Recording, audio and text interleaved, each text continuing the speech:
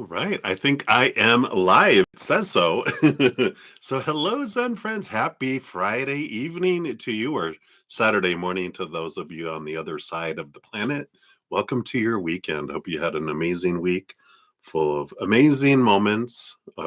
They're always amazing. Just sometimes our human doesn't realize it until later, right? But I hope you've enjoyed your adventure. And I'm excited to see what messages from Spirit come through today.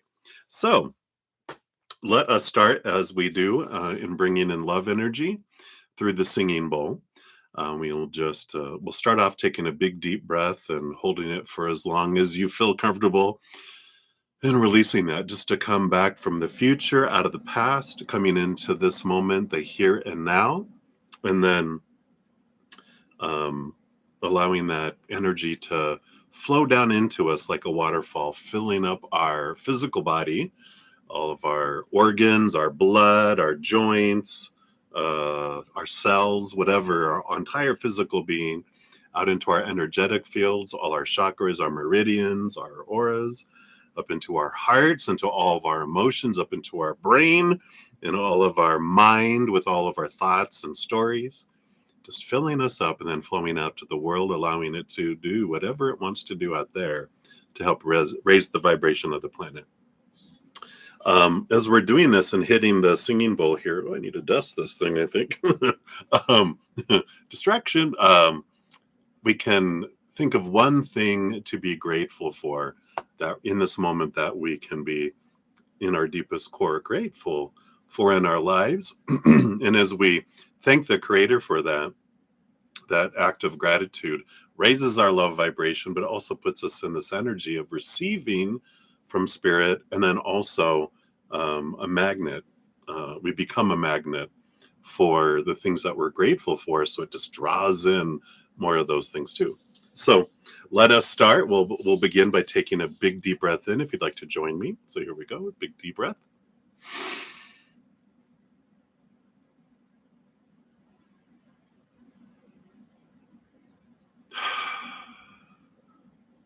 Beautiful.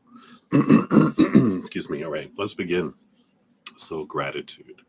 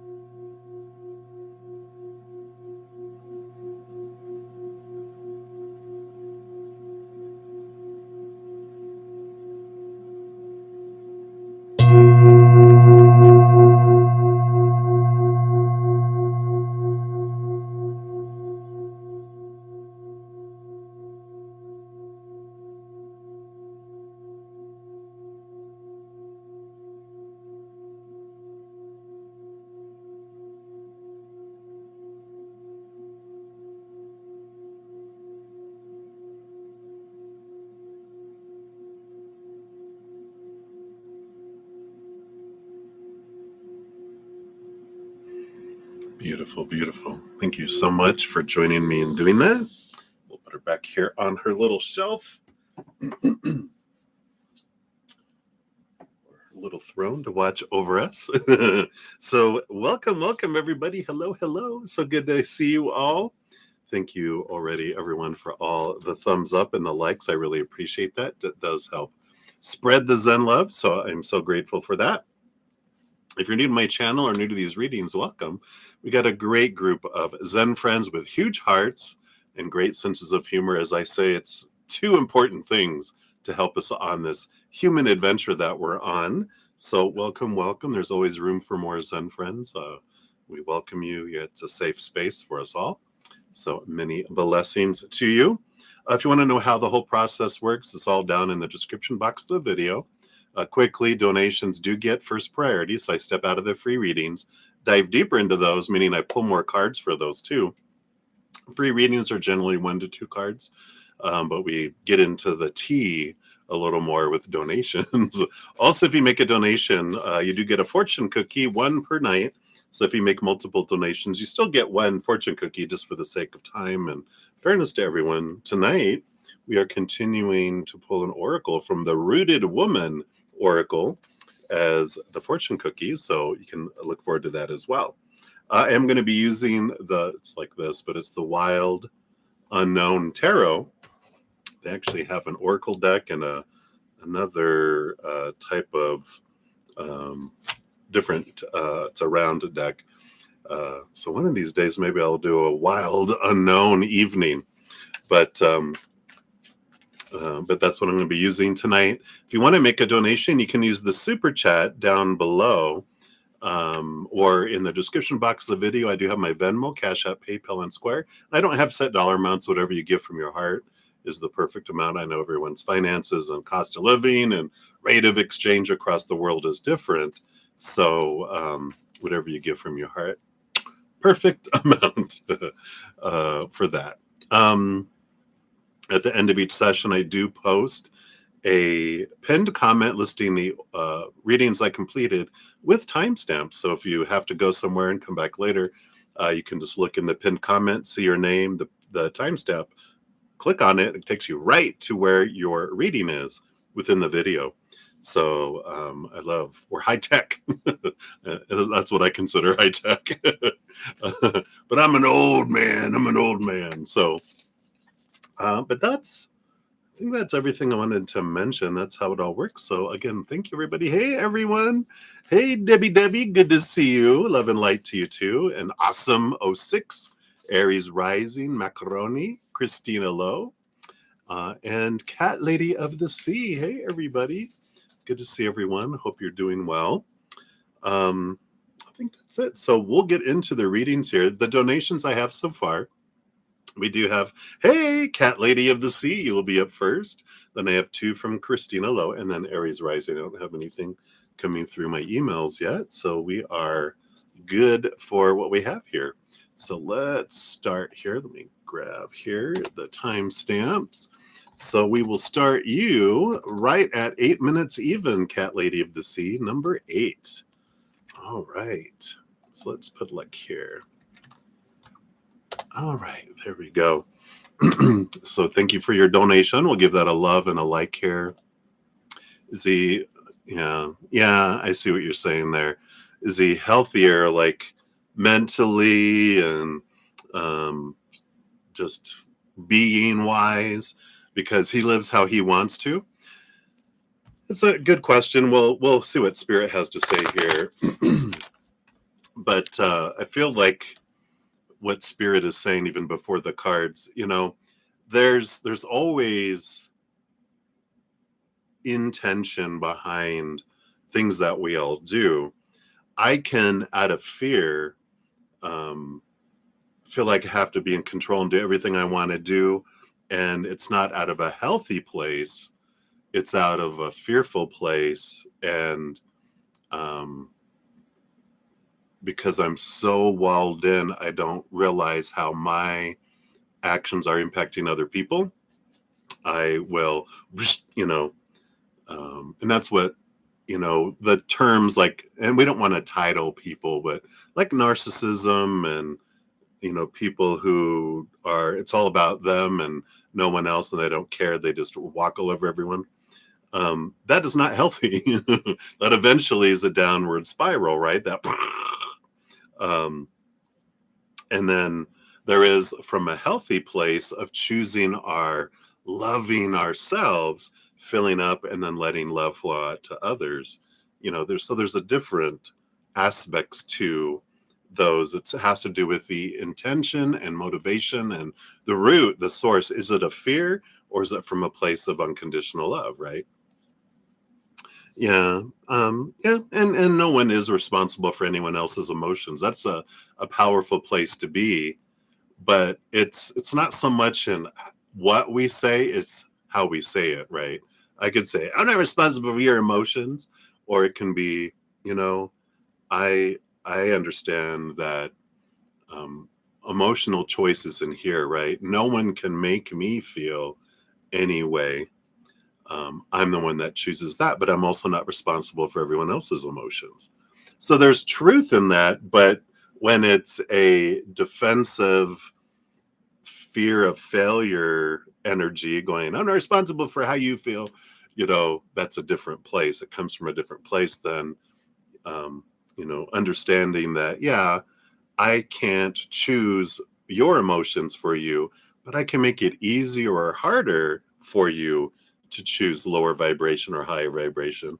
If I'm telling you the things I love about you, the things I am grateful for you, and focusing on all the amazing attributes of who you are, it's going to be easier for whoever you're telling that to choose higher vibration. Or I could be telling you what you're not doing, how you're failing, how you're not treating me the way I deserve to be treated. And, as we get all into that, all those expectations pointing out, not celebrating what they are doing, but focusing on what someone's not doing, then it's harder for that person to choose higher vibration, right?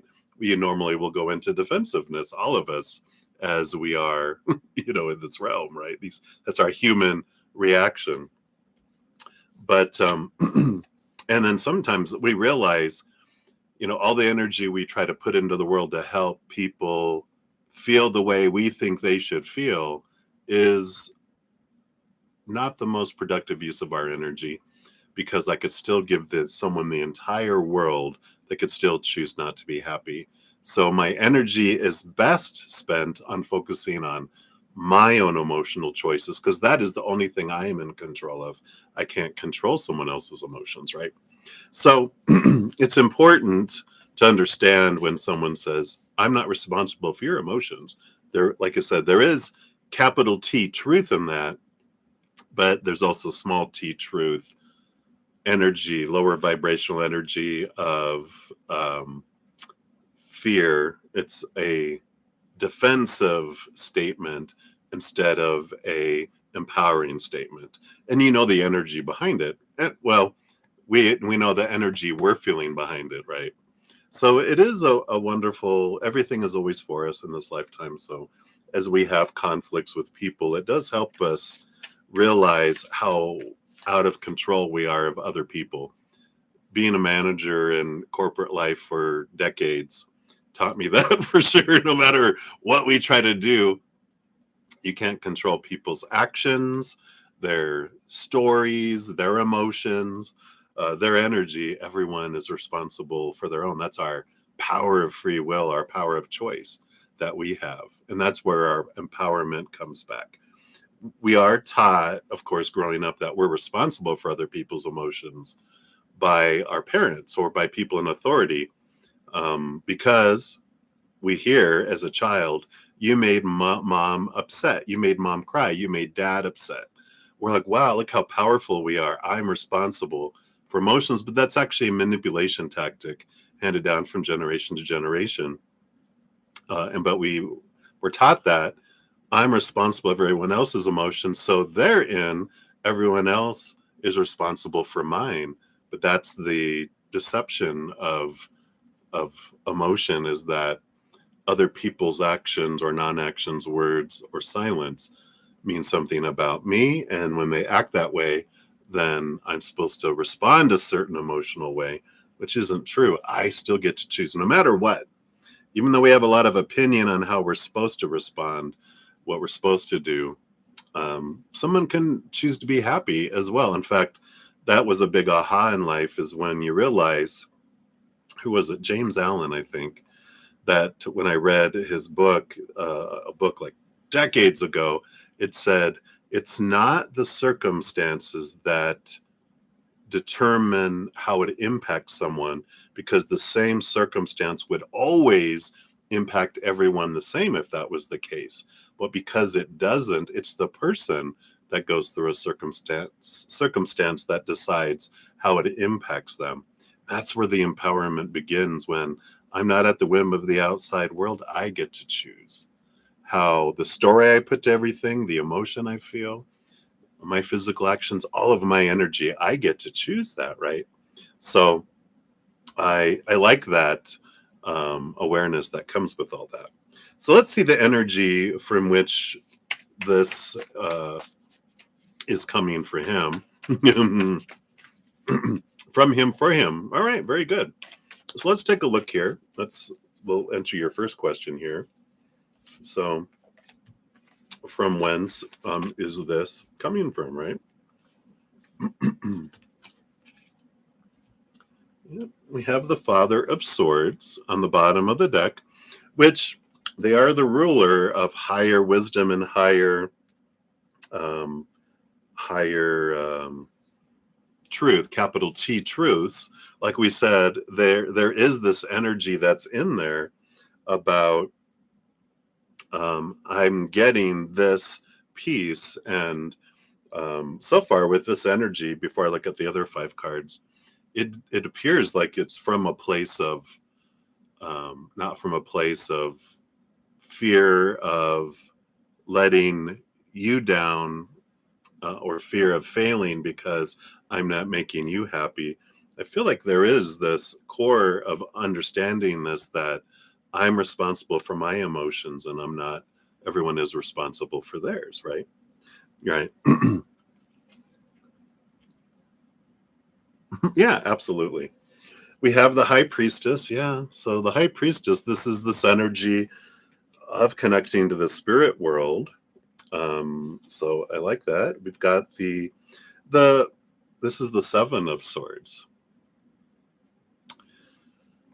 It does feel here, and we'll look at the other three here too, but so far this energy is very much about self-reflection and realizing like they're taking responsibility for their own emotional choices. And it feels like how they're saying it is from a place of truth, and not from a place of defensiveness. Well, there's three cards left. Let's see what's going on here. Just to make sure. We got the Four of Wands. Yeah, this is from a place of stable energy with the Four of Wands. We've got the Mother of Swords, the Queen of Swords, which is a balance between head and heart, and the Ace of Pentacles, too, which is from a place of like worth, a place of looking at their worth in relationship to the outside world in a different way, right? Now, so your original question is he healthier than you? You know, when we're looking at comparison and all that, it's like asking someone who's going to college, are they, smarter than me? It's like we're all in different classes. We're all in different master programs that we're trying to learn and grow through. So it can be like, well, so someone is like someone who is took a chemistry class. Well, yeah, they're going to understand chemistry better than me before I've taken that class. But I've also taken, let's say, what's a class? Some sort of math class. Let's say, um, trigonometry or some other high math, because you've taken that, they don't get that yet. So we're all experiencing different things because we want to experience different things. So it does feel like with this particular belief, they are really honing in on that for their adventure, whereas you have other things that you're learning, right? um Okay, well, that's a different question, really. Is he being responsible by standing up for what he wants? Well, if he's being true to himself, that's all of our choices in our life is when we feel a situation isn't aligning with what we want and who we are right now. Every one of us has the ability to go, I would like a change in my life. And what happens is, especially in partnerships or families or business or whatever it is, when there's a separation, um, again, we have an emotional choice, right? To go, you know, I'm happy that you are going to be able to be happier in your life with your choices, and I get to choose what I'm going to do with all of this myself. it's not that they're doing it to us, they're doing it for them. And I have also that mirror that I get to do things for me, and it's not to them or happening to me, that I get to do this, right? Yeah. And I understand, where, what's coming in for you. Cause I mean, it's raw and you're in the midst of it. So it's hard to see from their perspective in their shoes because you're getting all of this flood of all these thoughts and beliefs and emotions that are happening. Um, and it's difficult for us when we're in that reactionary time of our life to really see how this is for us eventually. When we're in the midst of the tower burning down, we're like, oh my God, there's a fire. We're not like going hallelujah and kumbaya. And it's part of our human reaction of we feel unsafe, we feel um, unsafe and out of control, and so our inner child is reacting, and so we're in reactionary mode. And eventually, you know, um, we get to have a little rebellion of our own, of the supposed to be, should be, need to be, have to be, must be's, right? Yeah, exactly. But it's all happening. There's a reason why humans do what they do, and then there's a reason behind the scenes, below the surface, a higher reason why things happen, right? Yeah.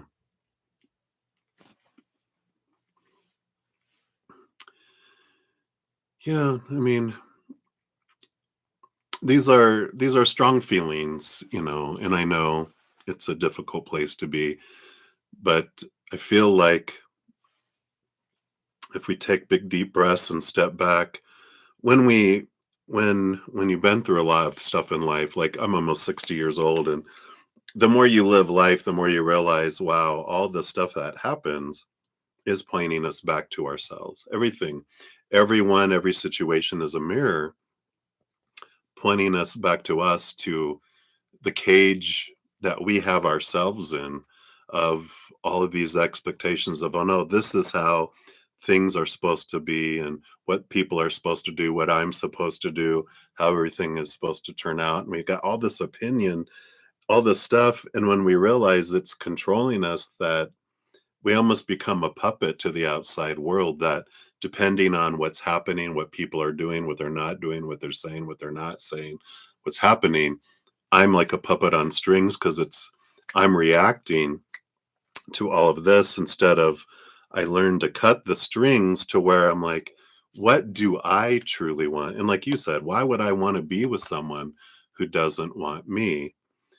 But there's also this unwanted feeling that's pointing back to us to go, my self-worth, my self-love comes from me, not from the outside world. All of these things point us back into seeing who we are, right? So um it is an interesting adventure that we're all on as humans, and relationships are probably one of the most challenging, like up there with losing a child, that experiencing those types of things. I feel like those are probably two of the toughest experiences for our human to, experience and go through. But it will, in the eventually, you'll see how being freed from this relationship is actually for you in the long run, because it teaches you so much about your power and who you are, and it helps you escape from this cage as well. Um, and that's what it takes, some conflict and suffering is how we grow in life. So I know right now it's hard to see all that, and that's okay. We will um, It always gets better. I know, you have a great amount of love for them, and I'm not sure if this is your first love, like your first true love energy, but eventually, I know I had the first cut is the deepest with number 1, number 2 was, still painful, like, "I'm never gonna find love again," and then number 3, and I'm like, "I found love again," and then number 4, "God, I'm gonna find love again." It's like the journey we go through, really, we grow so much through these relationships. I mean, romantic relationships, they're so intimate, we're so vulnerable. They're like that mirror that's like right here. Every other relationship is a mirror for us too, but it does come in that way. Let me see what the fortune cookie is for you here. I will give you two, since the other one is really from Jordan, and on you're making it on his behalf. I'll pull one for them too. Um, so let's see here. What else they want you to know about this energy? So you've got, death and rebirth. Wow. And this is the Morrigan, card number 17. Let's see, this is the circle 17. So it says the Morrigan is a complex goddess in Irish myth who was primarily associated with the cycle of death and rebirth. In one old poem, she was referred to as the Phantom Queen or the Terror of the Night, right? She was associated with war, too, not only as a symbol of imminent death, but also to influence the outcome of battles. In this context, she's another manifestation of the sovereignty goddess, guarding a territory and its people and providing them with military aid or protection for the king. So the Morrigan, with her many faces, encourages us to reclaim the dark feminine, embracing the dark as well as the light. Most of us have grown up in a world where women can so often be demonized. The wicked witch, the bad mother, the mad woman. But in these encounters with the dark feminine, which are provided by the over culture, we rarely see her other faces and her more positive qualities, those of transformation, healing, and rebirth. This does women a great disservice, leaving us disconnected from the full range of possibilities for the divine feminine. So the message of the card, the dark feminine, is a part of us. We find her in the deepest and oldest parts of our psyche. She expresses the very necessary energy that captures the mystery of womanhood and magic, the chaos of creation and destruction, of birth, death, and rebirth, of rage and righteous wrath, of fierce compassion, sexuality, and spiritual and physical ecstasy. So there is this energy of, understanding that every ending is the opening for a new beginning, but it is a birth of something and then a death of something. And then, of course, this energy of, um, a rebirth that comes in here, right? For him, and so it's not on you. You're like your choices of your emotions, your stories you're applying to the situation of the separation. All of that is your right and your choice to feel what you want to feel, put the story on it that you want to put on it. And then when you're ready, to step out of the that suffering and that feeling of, all this fear energy that comes with that is human of us, that there is a different choice that you can eventually see how it's for you. And that even though it's difficult to see it now, and I get it, there is a gift in this for you, you'll eventually see. And that's how we trust creator, we trust spirit, going, you know what, even though at times I'm like, how in the heck is that for me, that I trust you, that you do love me unconditionally, you do have the my most amazing adventure, um, in store for me, that I get to experience it the way I want to experience it. So Um, it's not about right or wrong or blame, because there is no blame. Um, in reality, because there's really nothing wrong from spirit standpoint. There's just different choices we make in life with different outcomes and different experiences and different energies. But you get to choose for you, they get to choose for them. And that's what a partnership is, when we both agree to be in something. When one doesn't want to be it anymore, yeah, if we're like, well, I still want it, it's like, well, that's for us to go, all right, what am I learning about me through this? Because it's happening on purpose for you, for a purpose, and we may not see it yet. So it's about flow with the emotions, look at what's coming up for you, and do that. Um, whatever reflection work that we can do, right?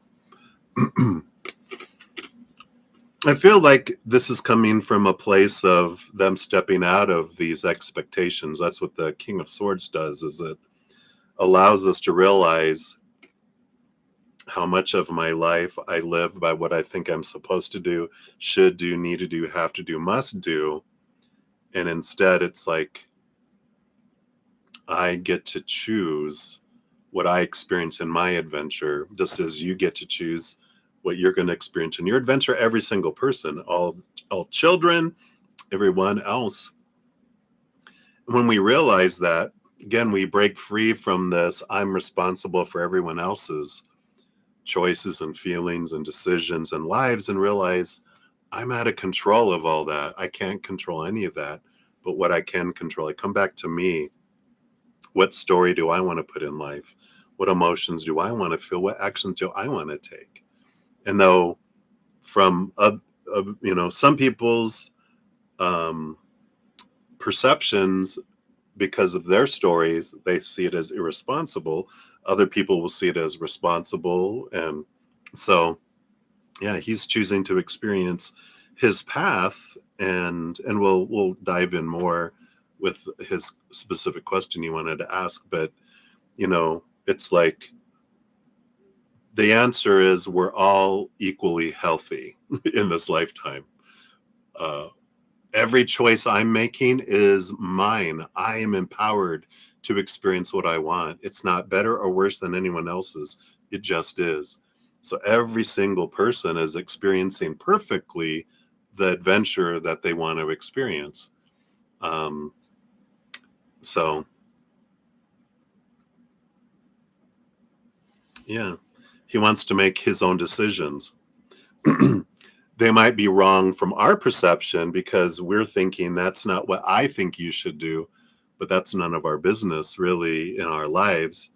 Everyone else's choices are none of our business, as well as ours are no one else's business. That's the powerful thing, is when I realize that I get to choose for me and no one else gets to decide, it also releases me from this big weight of us that we're responsible for everyone else's.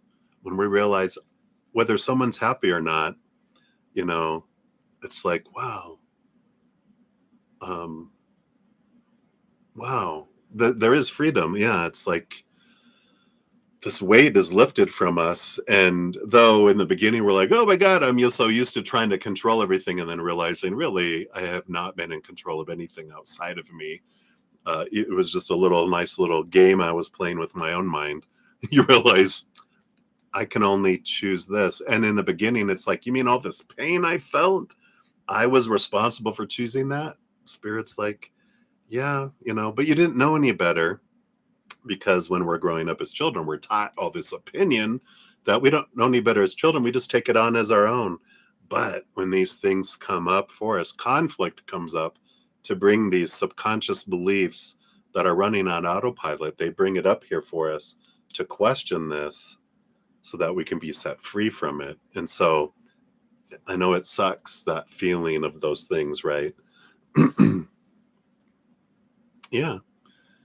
Yeah. You can choose to stay with them. You can choose or to not. You get to choose the story about what it all means. You get to revise the story if in the beginning it's a story of pain and they're a villain that did something to us. That's a story. And then when we're ready, we can take our power back and realize, no, I'm my own hero. I'm rescuing myself from, the melodrama of being, tied to a railroad track by a man in black. And then the man in white comes to rescue us. It's realizing the only hero I need is me. I'm the hero for my own self. And I'm also the villain because I'm the one that created the victim energy myself by the stories that I have. But there is this energy of realizing I'm the one that gets to choose. And there's not right or wrong. That's where that blaming comes in, because if it's like it's all the stories, them choosing to do something. If I'm taking that on as it means something about me, then I need to blame someone because someone's doing something wrong, when we realize it's all opinion. There's no right or wrong. There's just opinion. And when I decide, like, do I want to go by the old opinions that I've been growing up with, or do I want to choose a new opinion that I want to believe around something? So there's freedom with all that. All right. Wow, we went really deep into that. So I feel like that's for more than just you and me, though. I feel like that's for all of us. So I feel like that is helpful. At least it's bringing some things for us to think about and contemplate, for sure. All right. So I will circle back around here after a few for Jordan's, and what I'll do is I'll put it in the timestamps. When I do it, I'll put Jordan in parentheses so that we can see in the little list the timestamp that's for his, so he can click on that. Like you said, he's coming back later. Okay.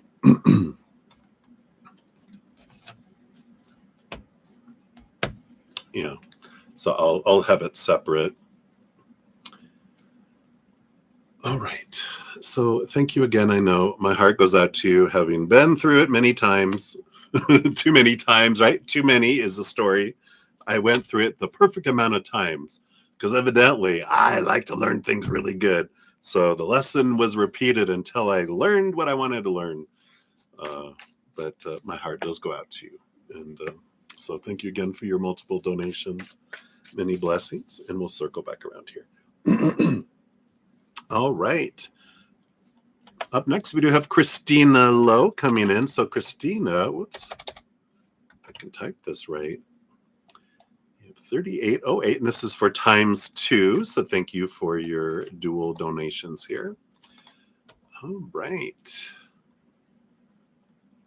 So Christina, for your first one, let's give that a love and a like since it lets me. And you want to know, what are you doing wrong that is keeping you blocked from being in your fullest potential, or what is blocking you, if not yourself? You even feel like you're losing your senses and intuition. Oh, okay. And then you want to know, what are the steps to fix this? All right. So thank you for your additional donation with that. We'll just bring it all in together for this here. All right. So what's the origin of this feeling that you're having here, right? Okay. Boom, boom, boom, boom, boom. And let's see here. And then they do want these on the fixins. That was what they're saying here. All right. So let's take a sip here and we'll dive in.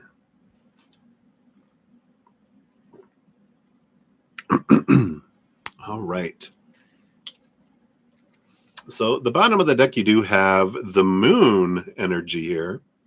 Mother moon, Cancer moon. A lot of stuff below the surface here, the subconscious world, the energy that's below here. Because I feel here that from a spirit standpoint, as we've been talking about, there's not right or wrong, and there's not punishment. for anything, right? And I know you get that. That's unconditional. There's just different choices with different experiences and different outcomes, right? So we're always in our fullest potential every moment.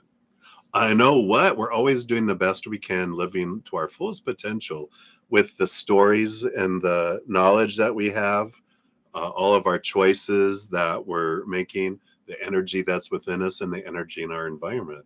We're always on the perfect adventure at the perfect timing. And it's because when we look at life as there's things I should be feeling and experiencing and doing all that, that's the expectations we talk about, right? All the opinion this supposed to be, right? And when we have these thoughts and beliefs that build up in our life that have this, and it's different for every single one of us based on how we grew up. It's like, well, this is what you should be experiencing at this point in your life, and by then you should be this, and with these people this is what it should be. This is the type of relationship you should have with your children, your mother, your grandparents, you know your parents, your children, your grandchildren, the neighbors, everything. We have all these rules, all these expectations and beliefs about how things should be, but those are not true. Those are not real. It's just opinion. It's like going to a playground with your grandchild and the grandchild going, "How should I go play?" And you're like, "Go enjoy, express yourself whatever way you want to express it," right? And some kid kicks sand in her face by accident or on purpose, and oh, she experiences that. It's not that they're not supposed to experience that, because it happened, and through whatever they go through is what they're supposed to experience, right? As Byron Katie says, how do you know that someone is supposed to experience something? Because they are. And we have a world of possibilities and choices, and there's no, if they go play on the slide versus the swings versus the merry-go-round versus the seesaw, there's no wrong choice for them. And there's like they're, to say, like, to a child, I want you to have your fullest potential of that playground experience.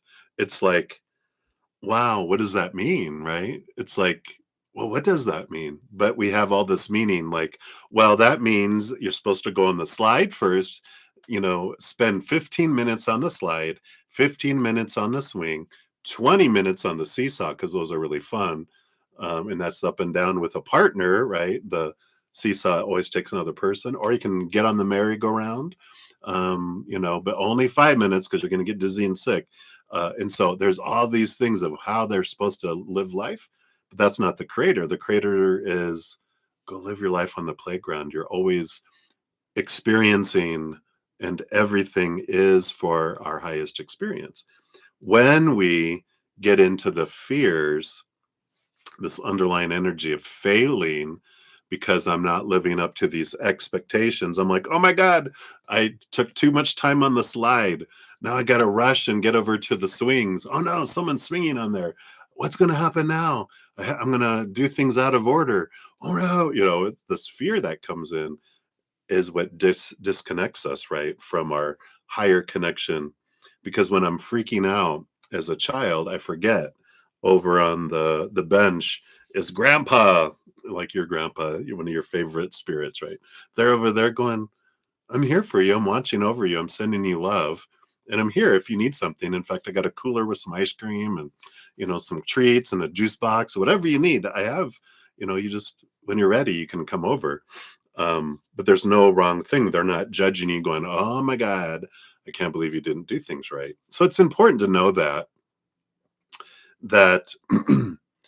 there's nothing blocking us for our experience, but experiencing a block is part of our adventure. And as I'm experiencing the block because of my maybe some fears, maybe some um, disappointments, some things that aren't working out the way we thought they were supposed to because we were told this is how it's supposed to work. Instead, we're letting go of the playground rules that someone told us they were. All these people were telling us all these rules, even some contradicting each other, right? And we're like, you know what? I'm just going to enjoy the playground. I'm going to enjoy it for what it is. I'm going to watch people. If I can't swing and watch other people swing from the merry-go-round or the seesaw. I'm going to go build a sand castle. Hope they're not cat turds in the, that's funny, in the sand. Your guides are always so funny. It's like, yeah, be careful of those dirt clods. They may not be dirt clods in the sand. And it's like, okay, um, I'm coming back to now. What is? And when we come back to the now, we're not drawn into the fear of the future, any reflections into the past. We're seeing what's happening in the moment. And that's where our connection is strongest. That's where if there's a block, we might be focused on the future or focused on the past. But that happens on purpose for a purpose. There's no wrong choice. But when we're done experiencing what a block may feel like, then I can release that belief that I can ever be blocked with spirit, because we are spirit. There's no way that we are not. It's just when we are distracted by the past or the future, that this comes in. And this is what the moon card is bringing in. There's some emotions flowing below the surface that are we may not be conscious of, but they're subconsciously taking us into the past, taking us into the future. So when I can kind of center myself and focus on those into the now, and even communicate with my inner child or spirit and going, okay, what is drawing my attention? They will show us all of that as well. And I'm sorry if you're here. Let me just make sure. Okay. So that's the bottom of the deck. And moon energy, of course, being aware of the fluctuations of the moon can help you too, because our emotional waves are influenced by the moon, and which changes every 2 to 3 days. We have a new moon in Virgo tomorrow, which will be a powerful beginning of the eclipse season, because we do have, what is it, a Pisces lunar eclipse on September 7th and a Virgo solar eclipse on September 21st. So we just, of course, happy birthday, all you Virgo sun babies out there. We just moved into Virgo season today, yeah, the 22nd. Tomorrow's the new moon in Virgo. So there is this being aware of moon energy and connecting with Mother Moon. I feel like she'll be a good anchor if you connect with the Mother Moon energy as an entity, as a spiritual entity. Let's see what these other 5 cards are here. Yeah, we got the Hanged Man. You are in the midst of a transformation. So you are letting go of some old things, going to a new level. So this is part of the process of having these things happen so that you can see through them. Yeah, the Star card. So here's hope, but also this is your higher self and connecting to that. 2 major arcana. And this is like clarity of what your dream is. And my dream used to be, I want to be a spiritual guru and blah, blah, blah, which comes with all those expectations, right? You need to be a best-selling author and be traveling, giving speeches and training and all that kind of stuff in front of thousands of people and blah, blah, blah, right? And spirit took me to a future that I could be all that. They go, are you happy and content? And I'm like, no, I'm always looking for what's next, what's next, what's next. And it was in that moment I realized that if I'm not content and happy and grateful in this moment, I will never be happy and content and grateful in any future moments, because there's always something more. That's that more and more and more energy that we're taught, right? But so my dream became be, right? Here, now, with Creator in this moment. And that's everything we need. When we come back to the now, it just aligns everything. That umbilical cord we have to we can hear the whispers of spirit, and that connection over the loudness of the lower vibration of the physical world, right? Yeah, you got the 10 of Pentacles. It's an energy of fullness and wholeness and gratitude. So again, coming back to gratitude in this moment, I feel is important here. The 9 of Cups, the other dream come true energy. So you got both the Star card and the 9 of Cups, which is really realizing what is the dream come true and why is it that I have this list of things that have to happen. in order for me to feel like my dream has come true. It's releasing those and coming to this moment going, I got everything I need right here, right now. I have the eternal, unconditional love of the creator of all things inside of me, for me. Eternal, it can never end, unconditional, nothing I have to do to earn it, nothing I can do to lose it. I have everything I need in this moment. Everything else in life is above and beyond extra. When we live with a life of gratitude, it changes our whole perception, right? So it's understanding what this is. Yeah, and you got the Son of Swords, which is the Knight of Swords, the quest of seeing things from that higher perspective, movement of thought and change that comes in. Um, so it's more of a belief. It's like, what is my block? A belief that I'm supposed to, right? An expectation, disappointment from an expectation of the past, and a fear of future expectations not unfolding. And when we realize it's the fear, the noise that keeps us from hearing, they haven't stopped communicating with us. We're just have like ear pods in, playing some heavy rock music or some loud noisy music of the lower vibration, that they're talking to us and we can't hear them, even though if we're like, oh, what? Oh, hey. And they're like, I'm in talking to you. So I love that. All right, let's see what you can do. And so, even the question, what are the steps to fix this? That means we think there's a belief that something is broken. Because you don't have to fix anything if nothing's broken, right? And so if we believe something's wrong, that's that expectation that's taking us into that supposed to be expectation area, right? But when we realize everything is perfect, I'm on the playground. There's nothing wrong. If I want to hear from the upper world and I want to feel this connection and stuff, then I can simply by aligning my energy, uh, by breathing, and all the things that you do to come back and center yourself and anchor yourself. Gratitude coming across here is huge. That's one of the things that immediately starts raising our vibration. In this moment, what am I grateful for? Start naming it. Start making that a moment by moment practice as much as you can, because that brings us our energy back into the now, right?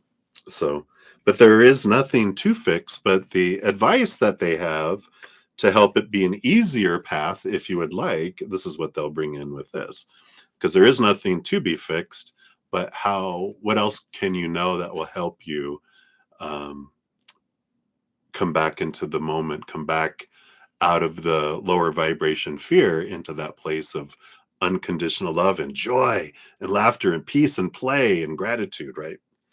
So let's see what we have here. Yeah, we got the Devil card, Capricorn, Saturn energy. This is the letting go of expectations. It's the card that talks about challenging long held beliefs so that we can be freed from the cage. So things are coming up not because oh, I messed up, I'm doing this wrong.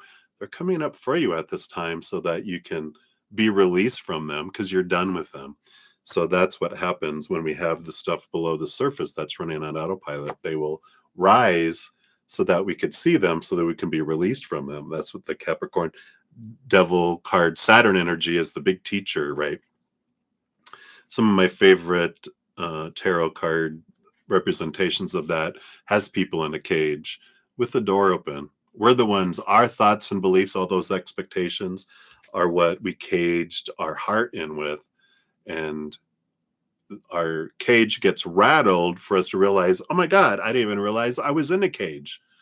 And then we hear the squeaking of the door behind us that was never closed, never had a lock on it.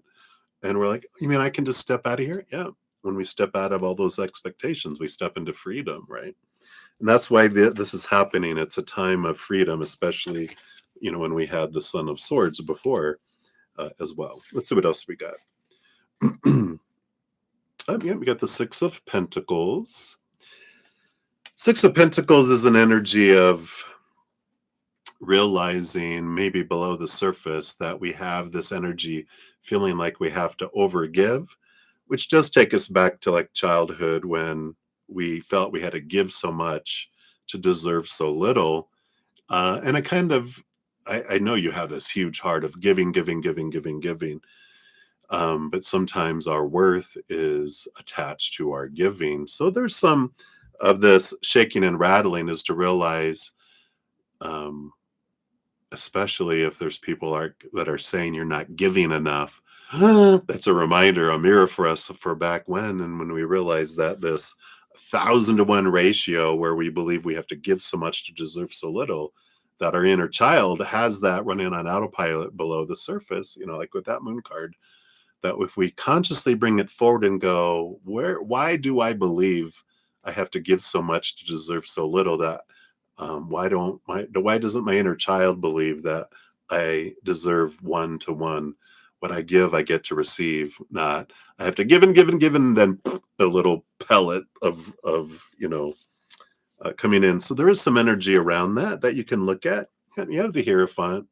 Again, another energy here of they allow us to see things from this higher perspective, this pulling of your higher self, to see things from a different perspective, to set you free from small t truths that don't serve you anymore. So that energy is here and being reinforced. And then you have the Eight of Wands. Yep, here's messages from Spirit. Again, they're saying, yeah, we've been sending you all sorts of messages, and hey, your phone is on silent instead of on, because we've put it on silent by our own belief that's happening within us. So um, hopefully that helps here. We'll get you also a fortune cookie here to see what else they want you to know here. But I like that, that energy of empowerment to realize you're in the perfect path in the perfect moments. There's nothing that's wrong. There's nothing that needs fixing. Just awareness around things that are, happening, so that you can set yourself free from the pressure of the playground rules. I love that. All right, let's see. And here's your fortune cookie. That's what we have from the Rooted Woman Oracle. And initiation. Look at, here's new moon energy shining down with all these bats that are flying. I love that. Let's see, this is the squared number 12. Of course, the house of intuition, Pisces, ruled by Pisces, of course. So initiation is a necessary precursor to deep transformation. If we think of transformation as an alchemical process, then the first stage of alchemy is the initiatory stage. Ancient alchemists called it the blackening or the nigredo. This word reflects the dark night of the soul that we pass through when we're enduring deep and rending changes in our lives. So here you go. So the blackening is the longest and most difficult phase in alchemy, during which the substance that's transforming suffers deeply. The goal during this initial phase of transformation is to reduce the individual to her bare essence, to strip her down to her most essential parts. Alchemists call this work mortification, literally facing the dead parts, the stuff you're ready to let go of, right? The next stage of this initiatory process, called the whitening, represents the psycho-spiritual purification that results from our suffering during the blackening. And all major initiations are containers for meaning in this way. They're invitations, they are invitations, not just to learn, but to finally grow into ourselves, to let the dead wood fall and more fully reveal the thriving, living heart of who we are. The initiation card reminds you that if you can brace yourself for a rocky ride and surrender to the journey, nothing will ever be the same again. I like that. So surrender to the journey. Got this beautiful, look at new moon magic energy that's flowing down here onto this person who's like, oh. So hopefully that helps, my dear. And that is what they have for you right now. Thank you again for your dual donations. Hang in there. I know we all get to this is a, and of course we've been talking about this is a year of transformation for humanity. So you're not alone, trust me. All right. So that is what we have for you, my dear. All right. And then we are to Aries rising. Let's grab yours here. Here's your timestamp. Let's say to do. Yeah, okay. Making sure I'm putting timestamps out here. All right, and just let everyone where we're at as well. So after Aries rising, we'll jump back to Cat Lady, the C4 Jordan, and then let's say we do have here Summer 27, also known as Moonlight. Yeah, your other one. It looks like you might have retracted it. That's where the first one went. I see your comment there. So you'll be up after that. Let me grab that. And then after that, we did have here, oh, we got Michelle Smith via the CashApp, and then Sean G times 3. I love it. So that's where we'll be there. All right. So sorry, Aries Rising. So thank you for your donation and for your sticker there. I appreciate that. And you're down here. So thanks for coming on tonight. Oh, thank you so much. I'm so grateful and I'm so glad you're here. I'm glad you get to see it live. So TC has been on your mind lately. When you meditate on this, it feels like there's something they need to say to get off their chest. When is TC likely to reach out and what will happen as a result of it? Ooh, okay. Let's find out. Let me take another little sip here.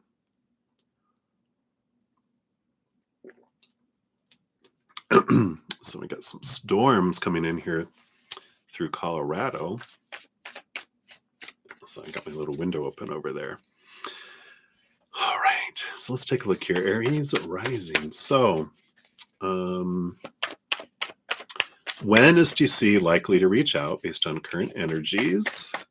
Okay. What will be happen as a result of it? Boom, boom, boom. And of course, the T really is what is it that they're wanting to say, right? Isn't that the real question? Isn't that the question below the surface? All right, they want all of those, but not those. Okay. Wow. All right.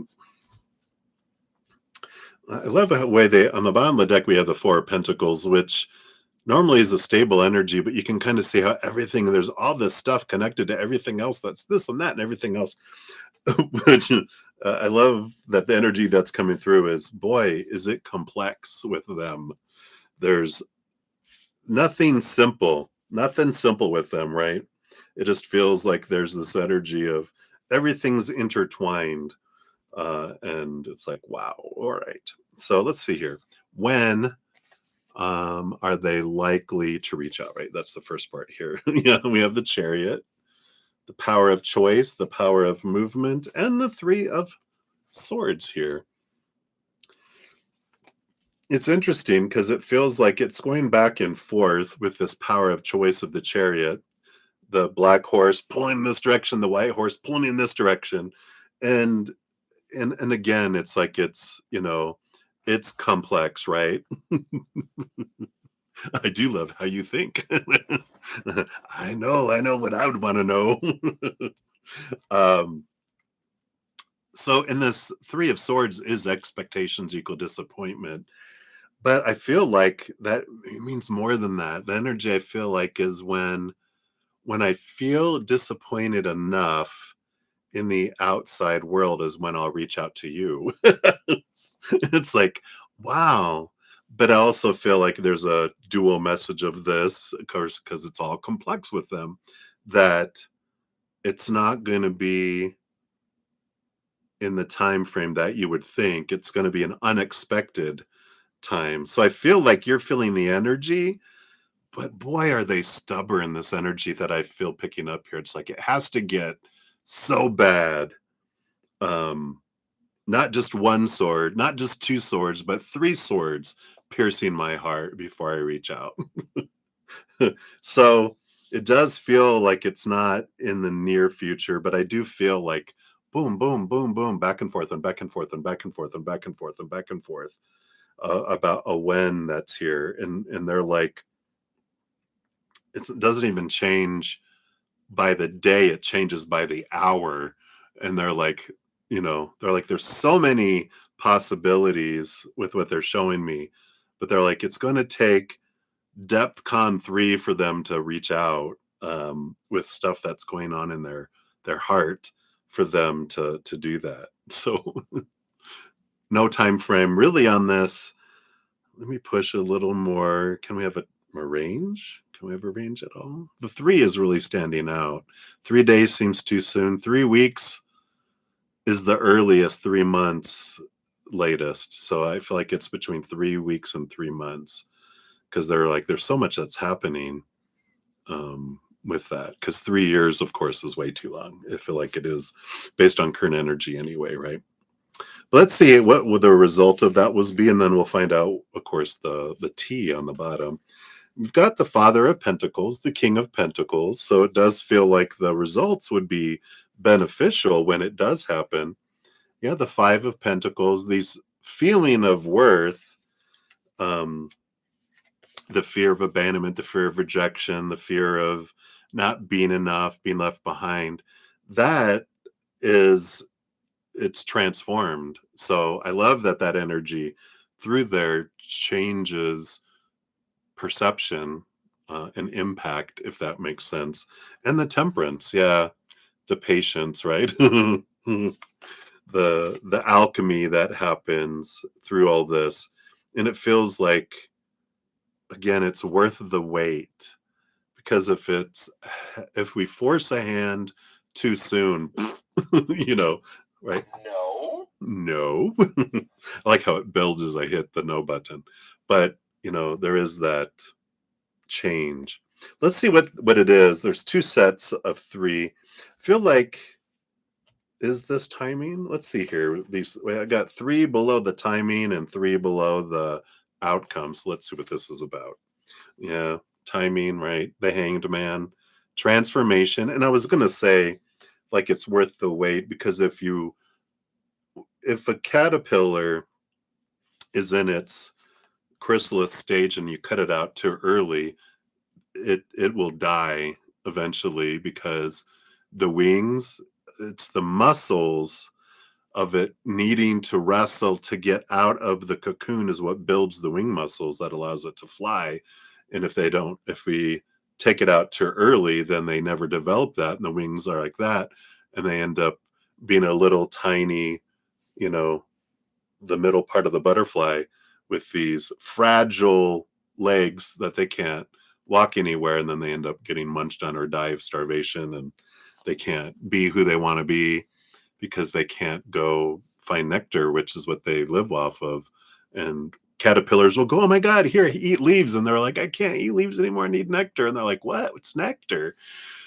So there is this energy about, it's worth the wait, and that they need the process to finish, so that it ends up being beneficial, instead of no. We also have, yeah, the Eight of Pentacles, the blood, the sweat, the tears eventually brings the reward. And then the Tower, yeah, because things still need to be removed, out of their life, in order to have things go forward. So they still need to go through their tower moments. They still need to go through their extreme things for them to, be ready to complete their transformation. They need to go through this, fun, challenging time. Interesting, right? So now the three cards below the outcome energy. So this is more so what they want to tell you, right? So, Father of Swords, I've been thinking, oh hell. I got the Father of Pentacles, King of Pentacles, King of Swords. They roll over the sword suit, plus they get a second portion of swords. So I've been thinking about a lot of things. I've been seeing things differently, from a different perspective, a higher perspective. I have clarity, is the conversation. What about Daughter of Pentacles, Page of Pentacles? I see my worth in relationship to the outside world in a different way now. And let me see, what is this? I see how I treated you when I was trying to prove my worth, and I see how that was not correct. Some apology for that if that resonates and makes sense. And for all the other choices that I made. I was trying to prove my worth by the outside world, but I see now. I like it. How stupid I was. I like that. And then the Ace of Pentacles. Yeah. And here's both the daughter, which is the page, and the Ace of Pentacles. This is all about seeing my worth in relationship to the outside world in a different way. And the Ace of Pentacles is about a new start, you know. So I feel like this is like, I would like to begin like a new opportunities with you, not returning to old, but it's about new opportunities to go forward here. What kind of things are they needing to remove from there? Oh, this Tower card here. There are beliefs. I feel like that a lot of it has to do with tied to how they were defining their worth by the outside world, which is relationships with people. Within that, okay, let me finish. They said having to do with job and career and kind of uh, status or situations they can get themselves in. Also, their attachment to physical things and money, and even their physical bodies and the physicalness of it. Relationships, it feels like there are some people in my life that I need to let go. Friends who were not healthy for them, or not really healthy, but that it's like they're caterpillars and they will keep him in caterpillar mode, and not, they weren't encouraging them to become a butterfly. They were more encouraging them to stay stuck. And they realized, I need to let caterpillars go in my life. Friends, exes, family, someone in their family too. So there's all this kind of letting go of things that don't serve them anymore, and them realizing it. But they have to have these lightning bolt moments where they see things for what they are, and they're like, wait a minute, I'm having, these people are, or are kicking me when I'm down, and they're trying to keep me down. They're trying to keep me. No, don't go into that cocoon. Get back here. No, because we won't be able to follow you, kind of energy. Wow, interesting, right? Very complex, but yeah, now that we're coming back, there's these strings that need to be cut between different things to simplify their life. And I feel like that's a big piece, is the complexities are becoming very clear, and they're cutting cords with a lot of beliefs, mental beliefs, but also relationships with people. Yeah, kind of a Saturn return energy with the Devil card on the bottom, where they're releasing some long held beliefs and some long attachments with people that are no longer matching where they're wanting to go in life. So, very interesting. Let's see what your fortune cookie is, right? I feel like it has been going on, it is going on, and it will be going on. Oh, what a great answer, right? So they've had some of it happen already. They have some that they're going through right now. But I do feel big the big guns are coming next. And I feel like the family member is one of the big ones that's last, because that's the one that's going to be the most, they have the most fear attached to it, because of like, what will family say if I um, stop bowing to someone's wishes, bowing to someone's expectations or manipulations, if that makes sense. Kind of feels like, wow. That's what the fortune cookie brings in too. Oh my goodness. Goodness. Boundedness and isolation. The island. Yeah. Little whale. I love whales. They're so cute. Let's see what this brings in here. What energy does the island bring in? I feel like this is their energy. An island can represent many ways of being in the world. It can be a source of safety and security, or it can represent exile and isolation. Sometimes it can represent both. Sometimes, in order to feel safe, we exile ourselves from the things we formerly knew and loved. Oh my God. It's like, this is what we were talking about, right? We separate from the world and make ourselves an island.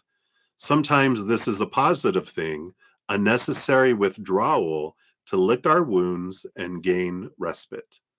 Sometimes the withdrawal is in some way forced upon us, tower moments, right? Perhaps because we can't accommodate the world as we know it or feel ourselves fully a part of it. Wow. All edges are transitional places. And the greatest edges of all are the places where land meets sea. These edges might seem gentle on a still summer's day when the sun warms the shallows and the soft sand cradles you. But to inhabit an island, you must also be able to face the storm. Wow, all the storm, right? Its edges, okay, and this is the message that comes in. Its edges might seem to define an island on a map, but from the island's perspective, its edges aren't always strictly defined. They shift with weather and with the tides in a never ending dance between land and sea. That's like going back and forth, right? Like the sea on an island beach, we too ebb and flow. We soften sometimes, allow ourselves to seep into another ecosystem, then retreat into the safety of our own world. This card reminds us to ponder that mystery and never resist its natural flow. Wow. So they're definitely going through this realization of things, this simplification of things instead of so much complexity around it. So, wow. I love that. I'm glad you logged on too. The journey continues. Dun dun dun. All right. So that is what they have for you, my dear. So many blessings to you. Thank you again for the donation. All right. We'll see what unfolds, right? All right. So let me take a quick sip here. All right. So up next we have here, so Cat Lady of the Sea, the Jordan edition. So this is for you, Jordan. Thank you, Cat Lady of the Sea. Let's put your timestamp out here. And of course, it'll be in the comments as well. All right. So Jordan, let me give that a love and a like since it lets me. So you wanted to know, are you on the right track, right? We were talking about that a little earlier under Christina Lowe's. If you want to check out more information on being on a right path, not being on the right path, we went kind of deep into the playground analogy that life is a playground and there is no right or wrong track from the perspective of spirit. There's just different choices with different outcomes and different experiences. They don't see any path as right or wrong, better or worse, just different. And so when we look at life, that our path that we're on is different, and that a lot of our life when we come in here is possibilities. This is one of the realms of our soul's expression, which we have tons of different expressions and different dimensions and different forms that we take. Human being one of the most helter skelter crazy experiences, but we've had other iterations of humanity where we came down with full intention of exactly what we're going to do. There was one path and we're going to do it, and it was like that was fun but kind of boring after a while after doing it many times. And then we wanted to have more surprise, and so we kind of shielded our awareness of what the paths would bring. And it was exciting, more exciting. But this iteration of humanity, we come in so shielded from seeing the map of possibilities that we can, it's like foggy. We can only see a certain um, many steps in front of us, which makes it even more exciting. What am I going to choose? What is it going to bring? I don't know, but we'll find out, right? So very interesting. Let's see what else they want you to know here about based on the choices that you're making. And this is what they'll tell us is like, based on current energy, this is the path I'm going. But remember, it's like all these paths that go off into a billion different possible outcomes in our life. But based on the choices we make, we're on this path. It's never like this, right? It's always this and back and over here, and it's an adventure, not a march, So the adventure that you're on, the choices that you're making right now with your energy, they're going to tell me the what energy, what outcome is on the path that you're on right now. And then, of course, you can make different choices tomorrow and it will lead you slightly to a different place. But a small, like in a ship, right? When you're in this direction, if you just change it 1 degree, yeah, right here it doesn't seem like much, but down the road, there is a big difference in the outcome, right? So let's take a look here. All that said, all from spirit. They just wanted you to know. All right. Okay. Nope. All right. So I do want that one. I do want this one. I do want this one. I do want this one. All right.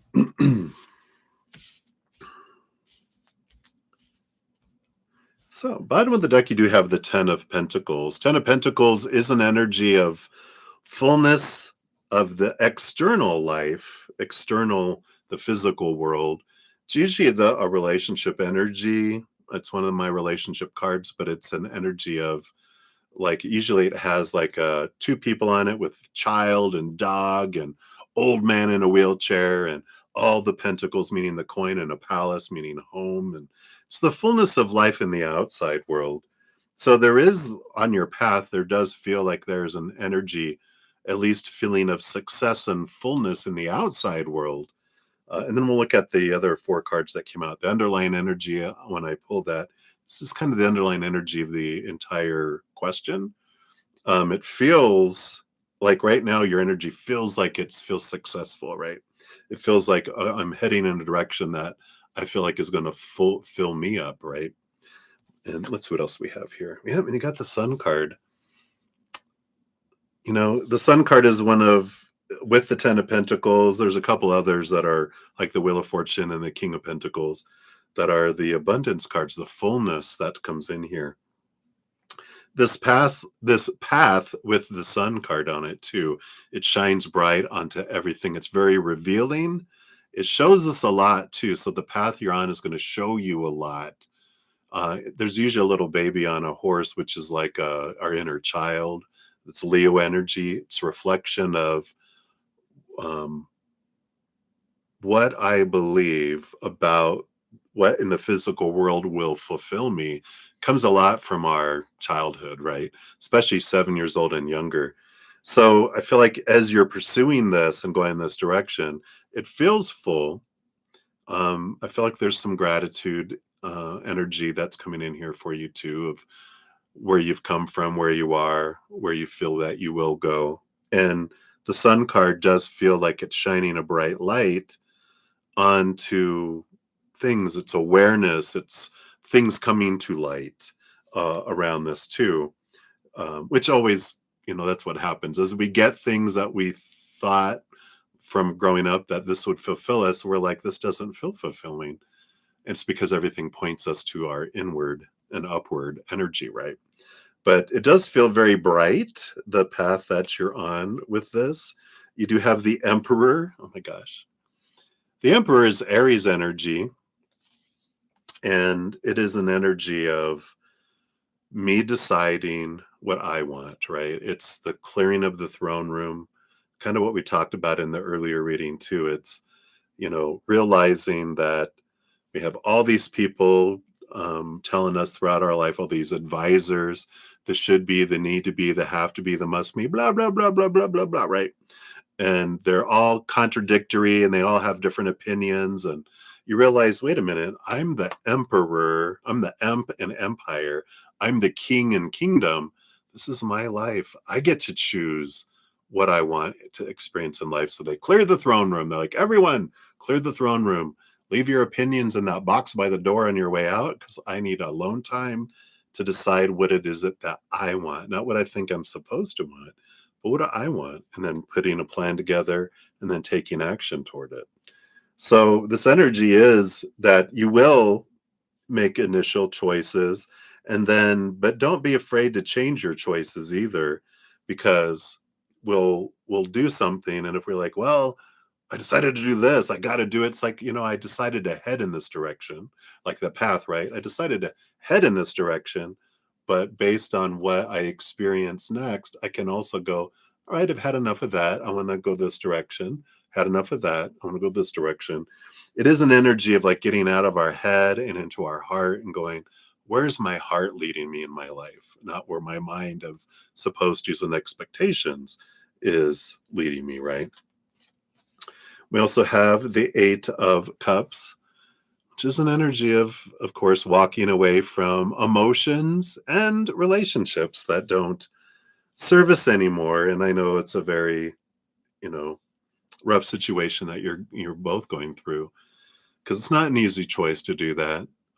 But you do. I feel like with that energy we've been talking about, you're taking responsibility for your choices. You're not doing anything intentionally to hurt anyone, but you realize, I have to choose me. I have to, be able to really evaluate in my life, not just this relationship, but all relationships that I have with other people. Where am I giving a lot of emotion and not getting a whole lot back?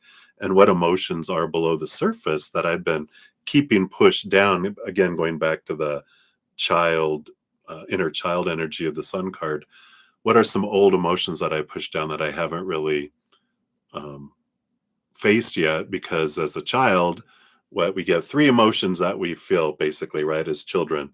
We're happy, laughing, we're crying, or angry and throwing a tantrum. And only one of those is really usually welcomed by adults, which is the happy, laughing child. The other two, quit your crying or I'll give you something to cry about. Or if you don't stop your tantrum, I'm going to take you out and beat you in the car, like if you're at a store, or I'm going to take you to the restroom and psh, psh, psh.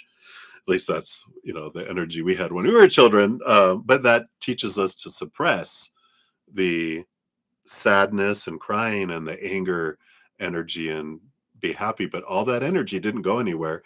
As little children, emotional side of us, we didn't know what to do, so we stuffed it all down below. So there is some discovery, and I feel like that's what that sun card will bring on yet, is where is this emotional energy that's is working on autopilot below the surface. What can I look at with this, right? And then your fourth card here, you do have the Father of Swords. Yeah, so this is what came out in the last reading. So you definitely are. This path is taking you. It's bringing you a lot of clarity. It's allowing you to see things differently, and more clarity, and more clarity, and more clarity will come on this path that you're taking here. And again, I know it's difficult to make choices when we see how it impacts others. But this path does feel like you're learning so much about what is of other people's opinions and influence, and what is really truly of what you're wanting. So hopefully this helps here, bring some clarity that there's not a right or a wrong path. There's just different paths with different discoveries, and your path has constantly changed throughout your life, and it will continue to change throughout our lives. But when we realize there's not a wrong path, it's an adventure. There's no judgment on the other side of our life. It's more of a evaluation of, what did I learn through all these experiences? Let's see what your fortune cookie brings in here too. It's from the Rooted Woman Oracle. I feel like, nope, they didn't want that one. Like, no. All right. This will make it obvious. And then there's this card sticking out. So you have the power of the land and sovereignty. That sovereign energy of that emperor energy coming in. The Three of Circles, which says Celtic mythology is highly goddess-centered. The creative essence of the universe was female, and women represented the spiritual axis of the world. But above all, the Celtic divine female in her various incarnations was deeply grounded and rooted in place, like location, right? Indivisible from her distinctive landscapes. They are manifestations of sovereignty, a quality of the goddess of the land, who was its guardian and protector. Sovereignty was the spirit of the earth itself, the anima mundi, a deeply ecological force. The power of sovereignty was paramount. During the reign of a king favored by the goddess, the land was fertile and prosperous, and the tribe was victorious in war. But if the power she bestowed was abused, then the people invited disaster. Sovereignty is an ally who reminds us that the land must be respected. While there's mutual respect between the goddess and the king, the land and the people, nature and culture, feminine and masculine, then life is filled with abundance. But when we refuse to live in balance and fall out of harmony with the world around us, the fertile land becomes the wasteland. In this context, sovereignty also reminds us that the source of our power and the image of the divine which lives within each of us comes from the land. We must now become its guardian and protectors. I feel like there's this energy with this about honoring our environment, not just the physical environment, but having this balance between, of course, our divine masculine and our divine feminine, which we all have within us. And so there is that all that emotion we talked about, which is one of the realms of our divine feminine, is below the surface. And the number 3 is the Empress energy in the major arcana, which is about Mother Nature, Mother Nurture, following our heart. There's a lot of emotional energy attached to that because she rules over all 4 queens. All queens get cups, emotion energy, plus the Queen of Cups. So there's 5 parts emotion that come with the Empress. 1 part earth, 1 part fire, 1 part air. So it's this journey it feels is a very emotional one, getting in tune with the emotions that have been pushed down for a long time, right? Which we're all taught. I know, especially in our society, as men are taught, don't feel, think, right? And so we have a lot of clarity up here, but it's about dropping into the emotions as well. So hopefully that helps provide a little bit here, but no wrong path, just different path. And when you're ready to change your adventure, you can change it again, you know?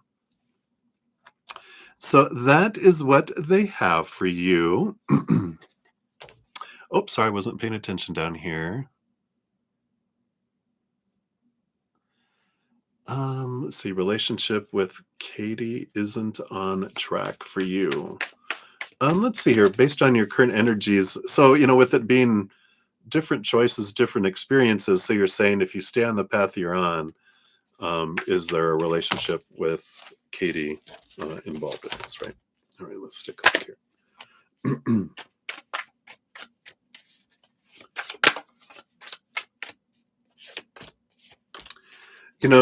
We have the Father of Pentacles, which is one of the cards that you got in the reading that you had. You have the Father of Cups, which is the King of Cups, balance between your head and your heart, and the Nine of Pentacles. There's a lot of expectations and fear energy around it.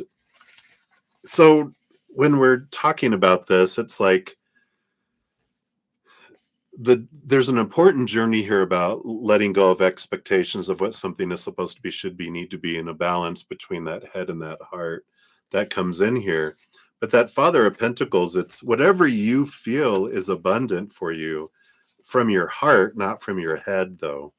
That once we get rid of all this supposed to be and should be and how we're judging our life by all these rules, and we're focusing on what's not happening, because that's what sucks the life out of a relationship, and anything in our life. When we have these expectations that this is how it's supposed to be, we have this expectation. It takes all this energy just to get up to zero. But when we kind of lower our expectations and all these rules as much as we can, then we live in more abundance, and from a place of gratitude instead of a place of, I have to invest so much just to get up to zero. When we release ourselves, because we're really the only ones that hold ourselves accountable. People may voice their expectations on us, but we're the ones that have to accept them into our head of this is what I need to do to be lovable, acceptable, successful, But when I get rid of all that and I allow myself to be on this journey of gratitude for what is in the moment, it does change things. It changes how we perceive. So, a relationship with someone, if I feel like, God, I got to do all this stuff, I feel like I'm burdened. When I release myself from all the expectations, then I can have this beautiful feeling of abundance. That's why when we have exes, you know, in our life, it's like when we're in a relationship and we feel burdened when we break up, suddenly we remember how wonderful each other are because all that expectations that built up over time go away. We remember because when we meet people, we're wonderful and amazing because we have no expectations. And then they grow as we hang out and as we call each other boyfriends, girlfriends, whatever. Um, the expectations go up when we get engaged and when we get married. Suddenly, why is everyone so different? They were so great when I first met them, but it's our expectations that changed, not each other. And so when we can lower the expectations and uh, instead of focusing on who someone's not being and are they doing the things they're supposed to be doing, when we focus on gratitude for the things we love that they're doing, then we feel that fullness of life. And that's what happens in any relationship, any job, any pursuit of any kind in the outside world. When we're striving, it feels like a work. When we're in gratitude, it feels like an adventure and full of life. So hopefully that makes sense. Yeah, it is always our choice, right? Everything is always our choice. So I like that. There goes my host. Wave, everybody. All right. So that is what they have for you right now. So many blessings and hang in there, everybody. I know it's always an adventure, a fun adventure, right? You're very welcome. All right. Let's take a look here. We had a couple more come in. Let me grab these. I'll let you guys know. Whoops. On where we are at here. Not yet footwork. Oh, there it goes. My mouse is acting weird. Let me give you an update on where we're at. I do have some that come in from through CashApp and PayPal and other sources on my email over here.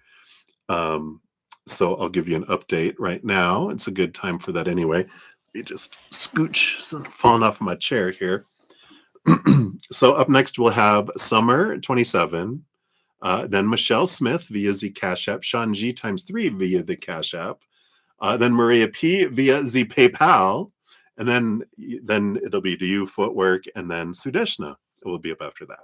So that is where we are at currently. We will jump back in and continue here. So we do have Summer at 138.38. Look at that, which is, of course, Moonlight. I know who you are. Yeah, the YouTube did change everything back to our IDs instead of our chosen names. So it does appear kind of weird. So thank you for your donation. I appreciate that. And so you want anything that Spirit wants you to know, what's coming up for the rest of August. Let's see. Okay. Yeah, so the one that was message retracted there, Moonlight, that one took back the donation. So if you want to make another one for your second question, I will do that one as well. If you're watching right now, you might be sleeping. Oh no, who are we kidding? It's the weekend. You're awake, right? So I can come back to that one, or the second one can be, I don't know. I'm not going to get to a ton of free readings tonight, so I may not get to that as a free reading. But I'll do with the first one because that was the intention. But that you might have like deleted your comment, which deleted the donation as well. So just so you know that. But I will give that one, and then the second one um, I'll do if you make your second donation, just to make up for that. All right. So anything the spirit wants you to know, what's incoming for the rest of August? Yeah, I can't believe we only have like a week left in August already. What happened? So we got this, we've got this, we've got this. And this is what spirit wants you to know, of course, as well, mixed in with all of this here. So you do have the King of Pentacles coming in. So the King of Pentacles is an energy of abundance and fullness of the external world. And I do feel like a solid foundation, it feels like, here coming up. This, it makes sense. We're going into Virgo energy, earth energy, very grounding energy that's coming in here. You even have two cards, and two cards with one card in the middle, very surrounded and grounded, like walls and a solid foundation. So it does feel very much like that kind of energy that's, coming in here. I like that. Let's see what's in the middle of all this. The Mother of Pentacles. Mother Nature, Mother Nurture, the of course divine counterpart of the king. So you have both of this solid feeling of both your divine masculine, divine feminine. I don't feel like it's a person. So I do feel like this is the groundingness that's coming here within you, nurturing yourself, following your heart, but really focusing in on taking care of your physical world with the Pentacles energy, especially with, your own emotions, not emotions, your own, emotions do impact our um, uh, physical body as well. But I like this, even closing the blinds. The sun's setting here, so I can't see the clouds anymore. So it's closing the blinds, kind of this. I know you're like, I've been solitary, but it's coming into you, into your heart. You might be alone physically, but this is nurturing, truly nurturing yourself with this energy. Let's see what the foundation is. The two underneath here, you got the Emperor energy along with the Chariot. So two powerful energies of choice. Of course, the Chariot is I am the one that chooses the story, the emotion, my energy, my physical actions. And the Emperor is clearing the throne room and deciding what is it that I want, putting a plan together and then doing this. So there's a lot of this kind of coming into your heart for the remainder of August, and really getting out of your head more and more and more and more, and into your heart more and more and more and more, about what is it that I want in life, and what does that mean? What plan can I put together, and then put energy behind it? The left side of the walls that are here, yeah, you have the Death card and the Eight of Swords. Yeah, definitely this rebirth. Here's that cocooning. The Eight of Swords is letting go of old thoughts and beliefs and mindsets that don't serve me anymore. Those that used to limit me, make me feel blinded and bound and trapped and restricted. Thoughts of how things should be, are supposed to be, need to be. And that's difficult, when we've heard things all of our lives and reinforced them so much of our life.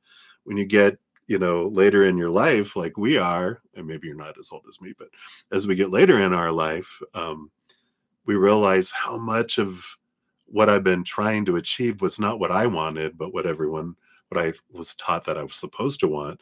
And some things become so much part of who we are. We just think, well, that, question that. That's just the way it is. It's like, but is it?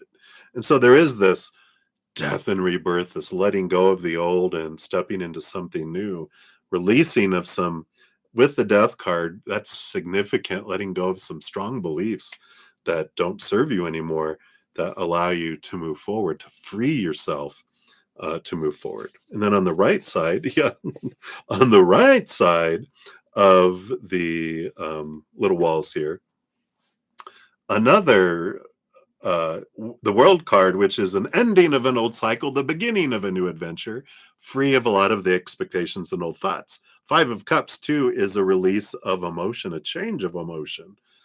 going, okay, these emotions that don't serve me anymore. I've mourned, I've felt them, the lower vibration, just tired of the taste. I'm ready for the taste of the higher nectar. Instead of, it's like the butterfly as a caterpillar, we ate leaves so much. We're tired of eating the leaves of the caterpillar world. We're ready for the nectar, more and more nectar of the higher realms. So I do feel like there is big decisions that, or maybe conclusions, which lead to planning and decisions. If you take that time to get in connection more and more and more with your heart. Yeah, even the 3 cups on the bottom. Choosing joy leads to action with the Ace of Wands. So I love that energy for you. I'll give you the fortune cookie for this one. We get one per session. And like I said, if you are here, if you make the donation to make up for that other one that went away, I can do that. Or I might, I know you're good for it. You are always so giving anyway. We can make up for that. We can make up for it later because you donate like most sessions. So it's not like I know where you live. Spirit knows where you live. But sorry, there was 3 cards. All right, let's see. What's your fortune cookie here? All right. There we go. Oh, sorry. Several cards fell out again. Let's see. What is your fortune cookie here? All right. What do we have here? The Wasteland. The number 5. Transformation. Things burning down. Leaving them behind, right? So the 5 square. Let's see what that is here. So the wasteland is the place where dreams go to die. Oh, God. It's an arid, rootless place, and its ground is infertile. In it, we're cut off from the source of life. We inhabit the wasteland when we occupy ourselves with jobs that bring safety and security and don't bring us meaning or joy. The wasteland, that's from whence you have been, you've been leaving the wasteland, right? So the wasteland is the place where we have allowed ourselves to become what we were never meant to be, where instead of following our own instincts, we'll spend most of our lives trying to make other people happy, squeezing ourselves into glass slippers that were made for them, not us, and living from our heads rather than our hearts. You can't make this up. The wasteland kills all that's alive and vibrant inside us. That's the way it feels, right? So living in the wasteland means that we're out of touch with the seasons and the cycles of the year and with the natural world to which we've forgotten we belong. And when we lose our relationship with the land and the other than humans who inhabit it, animals and etc., alongside us, then in the deepest sense, we lose ourselves too. Our exhaustion is bone deep, and we come to believe that we're alone. This card invites you to discern all the ways in which you might still have one foot in the wasteland today. How can you escape it? What needs to change in your life? Wow. So it is that becoming aware of, are there some leftover? It's like you definitely have one foot out. It's like maybe what toe is left in the wasteland, right? That number 5, the change. What am I ready to transform and leave behind? So a great reflective energy that comes in there. Righty. And what I'm gonna do here, because you do make donations and everyone, and I know you will, once you realize that that donation went away, I know that you will do it. I will complete number 2 here for you as well. Because I love you, I trust you, I know, and I know it. So your number 2 was, what is H thinking and feeling about you these days? And then will he try to sneak back in, not confronting the bad weather he created? not blaming it on the dog, the odor. You're like, wait a minute, that was you. Not me, not the dog. That was you. But of course, he can't create weather inside of you. He only creates the weather in his own world. Your thoughts and beliefs, those Eight of Swords we just talked about, those are the ones that create the storm inside of you. No matter what's going on in the outside world, it doesn't impact us until we recreate it within us and allow that to be inside of us. We're the ones that create within us. We look at the storm in the outside world and go, that looks cool. Let me create it in here too. We're the ones. So that's important to know. But let's take a look here. What is H feeling about you these days? So based on this current energy, what is he feeling? Boom, boom, boom, boom. Okay. And then will he try to sneak back in? Of course, no one can sneak in when you have your alarm system on. Whoop, whoop, right? The big searchlight goes on and the alarm sound. And then will he not confront or take ownership of his actions that were from a place of fear? That's really what all that is, right?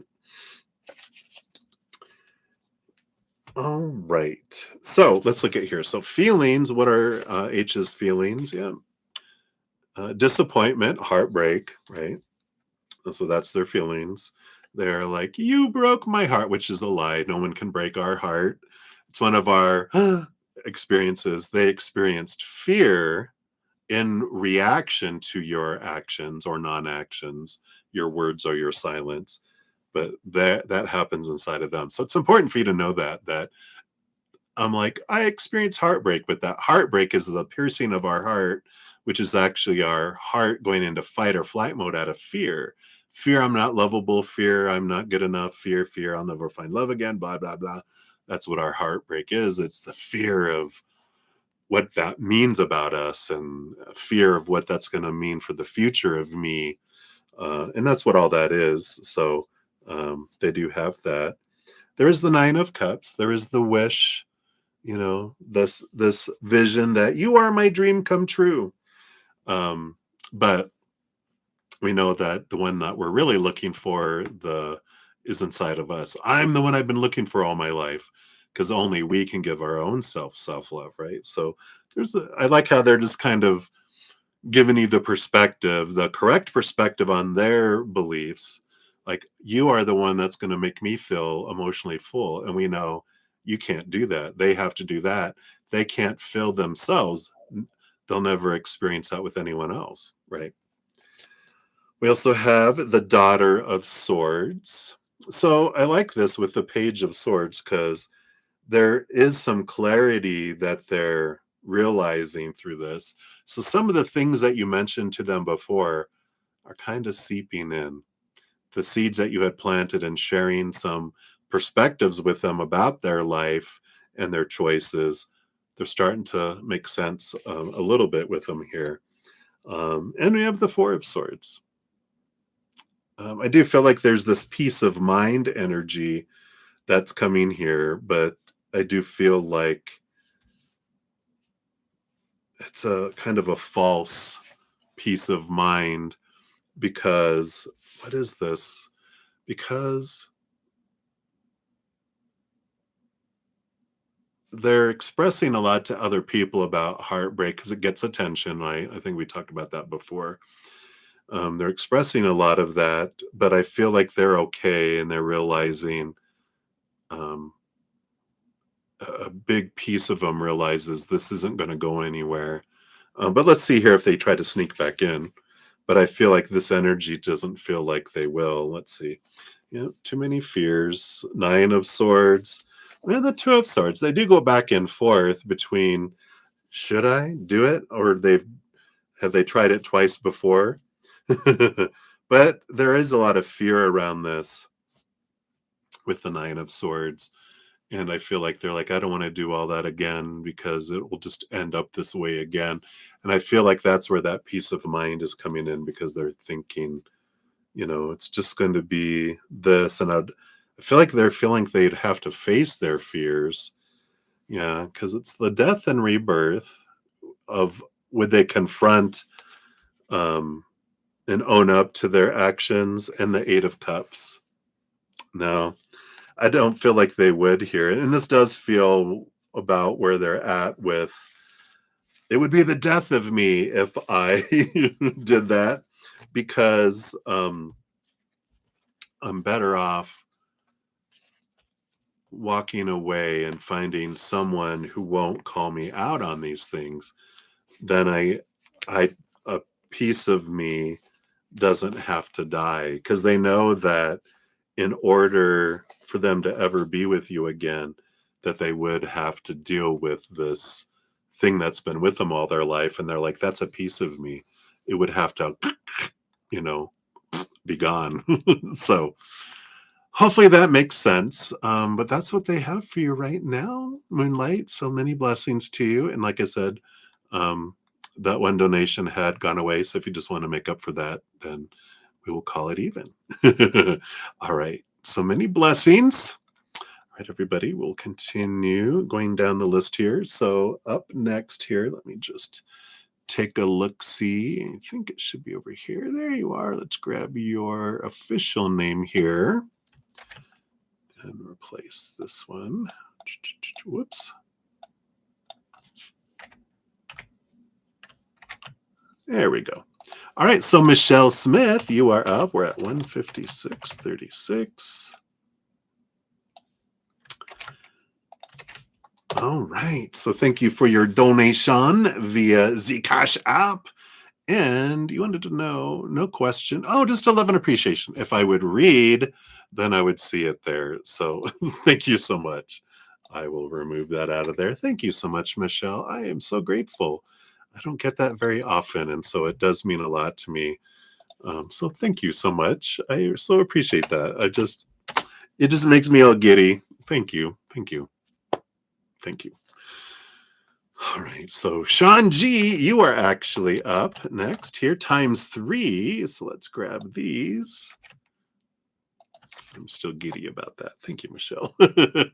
All right. So let's take a look here. Oops, wrong mouse. Let me look over here. I think all of these. Okay. Yeah. So all of these you do have out here in the chat. So let's take a look here. Hey.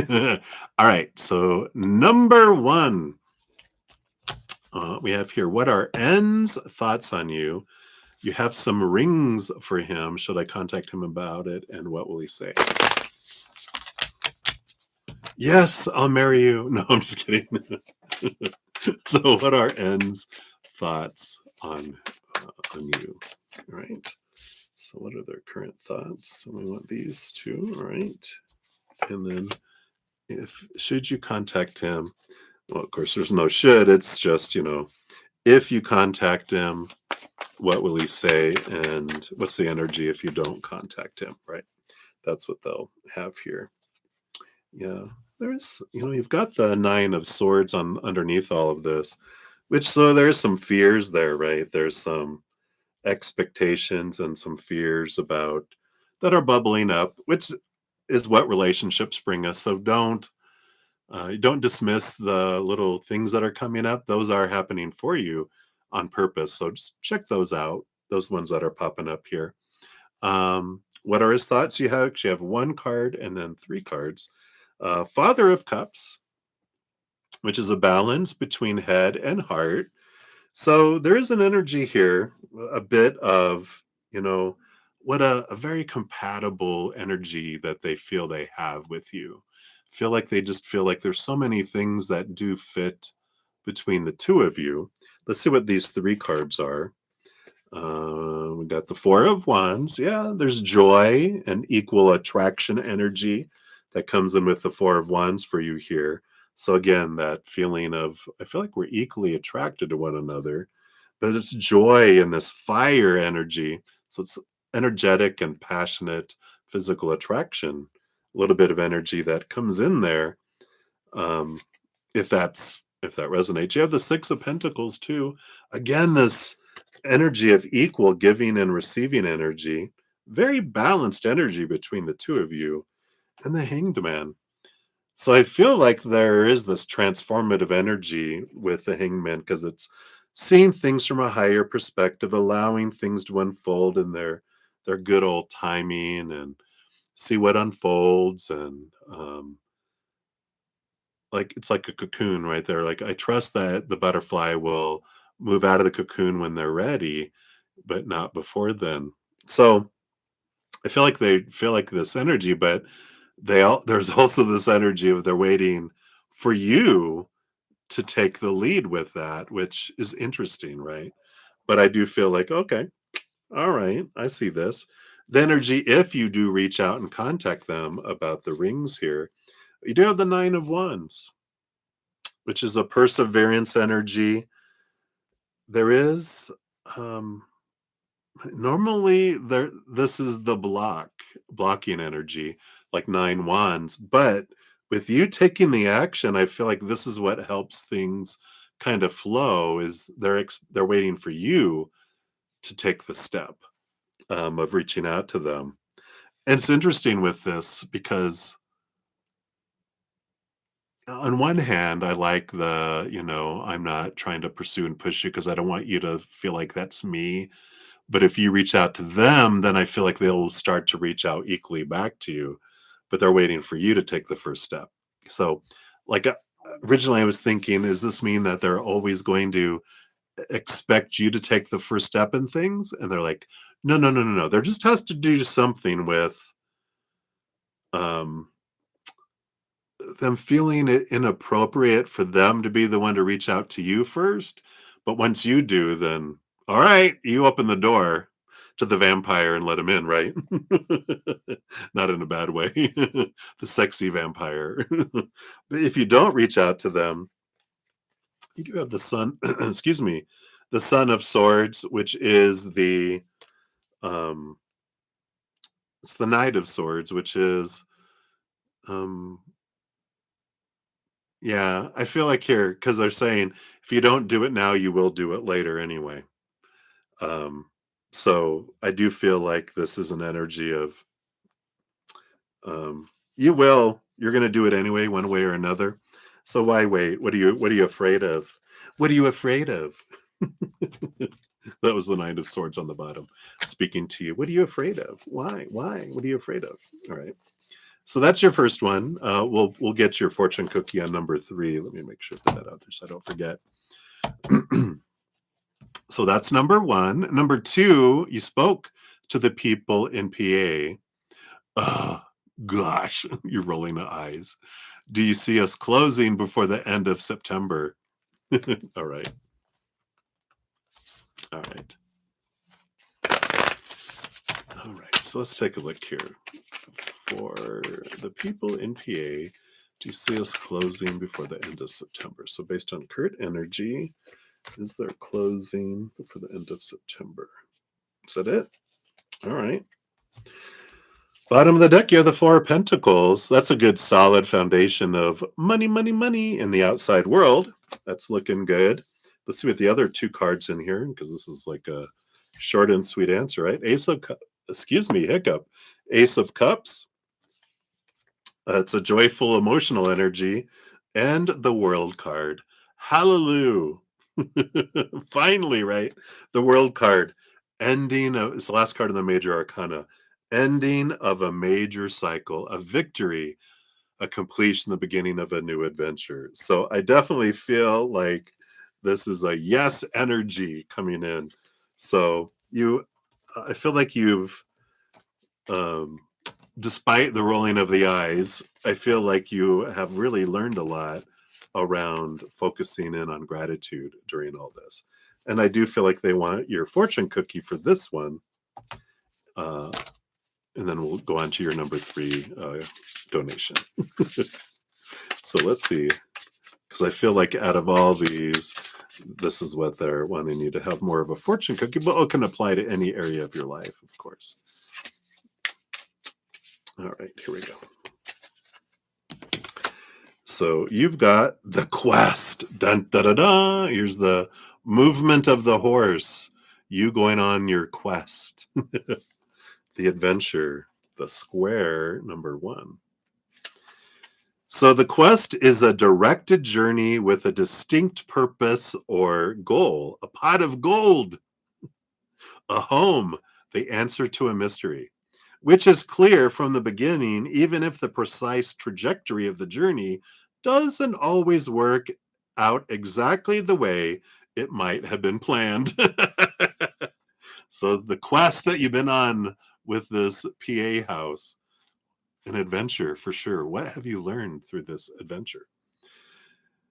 The hero's journey, as identified by the American mythologist Joseph Campbell, is primarily a quest narrative, as are sagas such as the Epic of Gilgamesh and the Odyssey.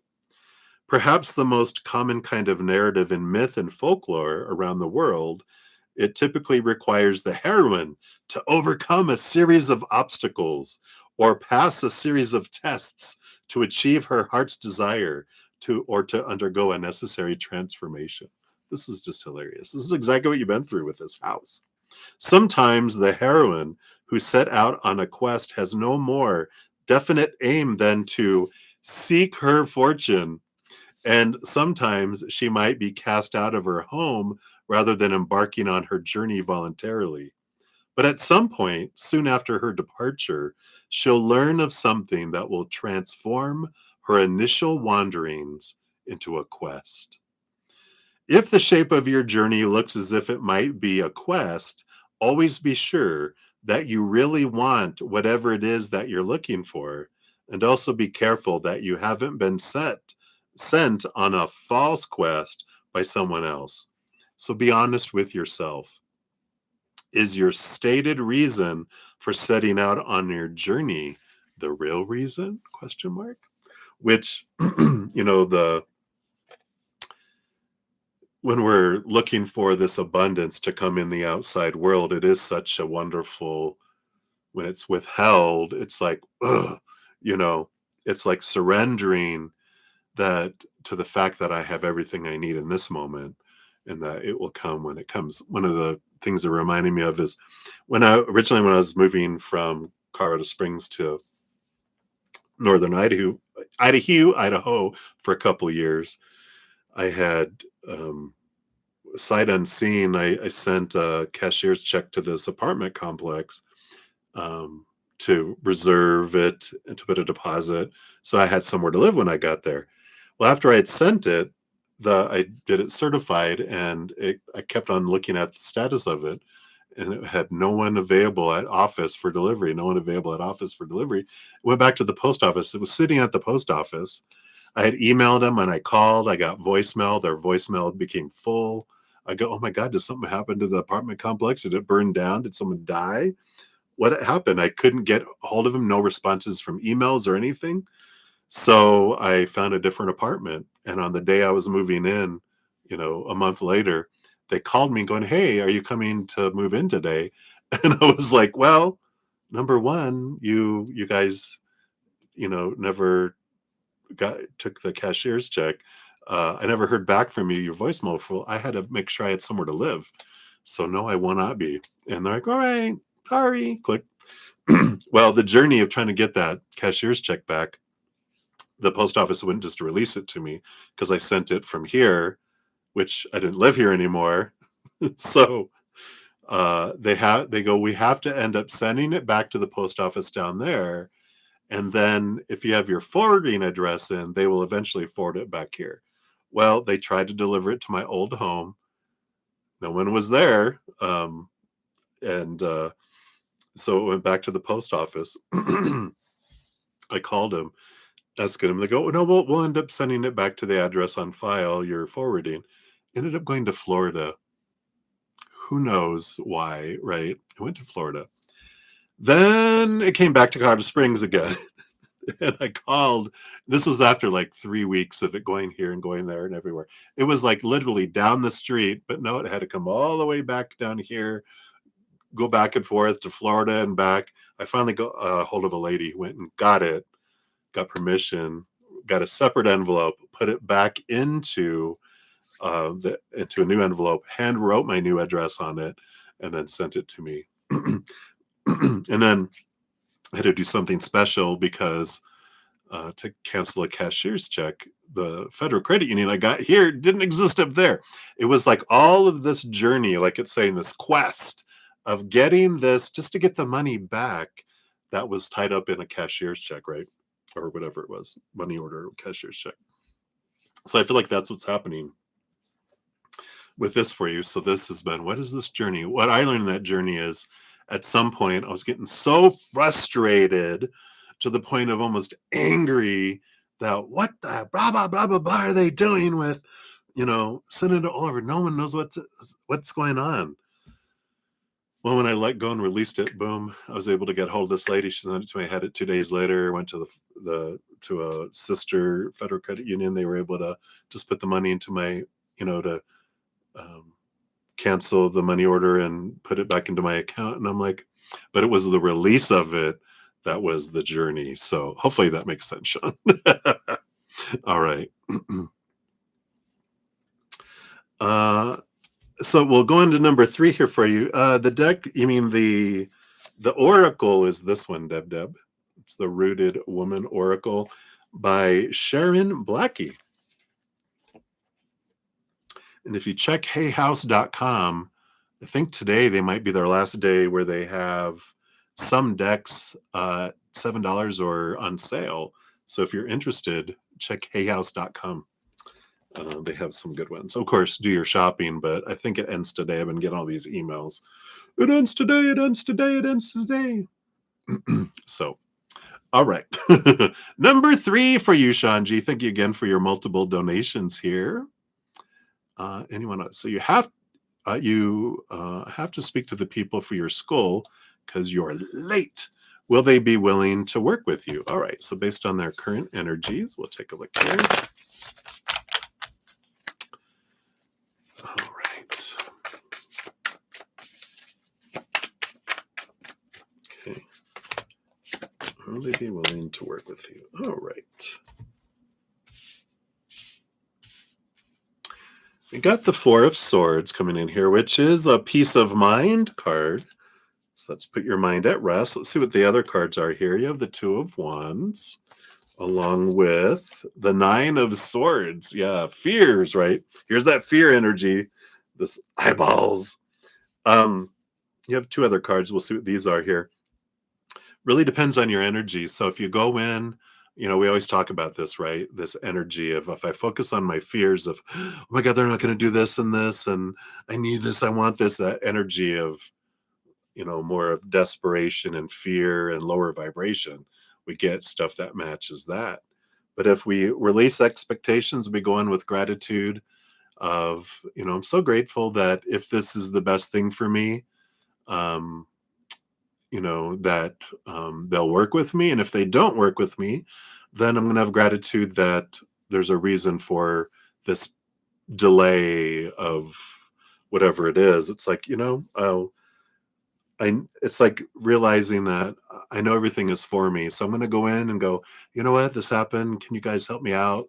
I'd be so grateful, if they're like, yeah, we can. Okay. Yeah. Let me go talk to someone. Let me see what we can do. It's like, I'm so grateful. If we're going, oh my God, rah, then we're going to get that. Right. So I feel like if you focus on your energy is what's going to control the situation, as it always does in our lives. Right. You do have the Son of Swords, movement of education. So let's look in here, and the Sun card. Yeah. So there's great outcomes if we change our mindset and we go in with our energy. There is movement in the education area, and the sun shines brightly on you here too. So it does feel as if it will here, but the important thing is to remember the energy that you're investing in it, and especially your energy as you go in to chat with them is to go in, I brought some cookies. No, I'm just kidding. A little gift. But hopefully that helps. That's what they have for you, Sean G. I love it. Thank you again for your multiple donations. I'm very grateful. You're welcome. Deb. All right. All right. And then up next, we have Maria P. Let's grab your timestamps here or timestamp. Boom, boom. There you go. And of course, we have yours over here. Scroll, scroll, scroll. All right. So thank you for your donation and for this episode of Days of Our Lives. So let's take a look here. Looks something was crawling on me. Is there a bug? All right. Let me just take a quick sip here.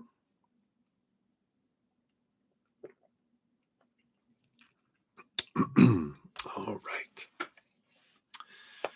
So, Wally's thoughts and feelings towards you today. What's coming for you guys tomorrow? For tomorrow.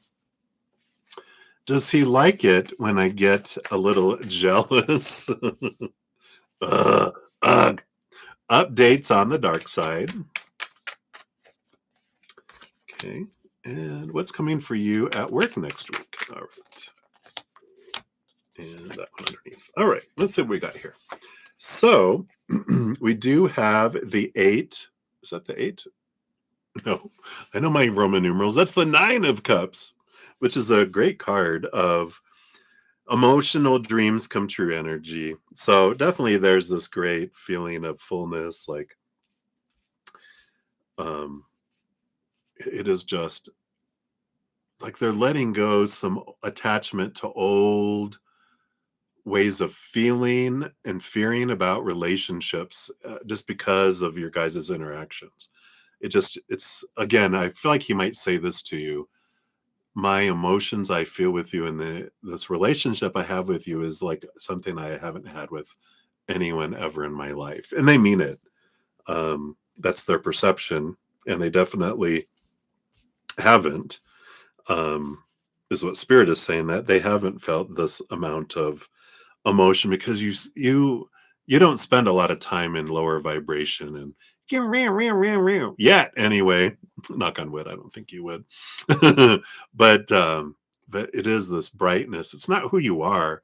Yeah, you might get jealous, you might cry, you might get tipsy and say stuff and like all humans, but in comparison, it's nothing. And they feel like this big, like a dream come true energy with you. What's coming for you guys tomorrow? You got the Hermit card and the 8 of Cups. Yeah, so there's, the Hermit card is a little bit of time alone. The 8 of Cups is like time for you guys to let go of emotions that don't serve you anymore. But it's like, it is a flowing emotional energy. But I feel like tomorrow it feels like more time, because the Hermit card is time alone. I don't feel like it's time alone together. I feel like there is time separate, um, tomorrow, but it gives you guys time to really look at the emotions. Let emotions go that don't serve anymore. Focus on the 9 of Cups, what you do love about the relationship. Let old emotions go. And I feel like tomorrow is it's important for you to have that separation. I feel like if you have plans, I just kind of feel like they're either shortened or they don't come to pass tomorrow. That's specifically what we were looking at, right? And then, does he like it when you get a little jealous? The Tower. The Tower is,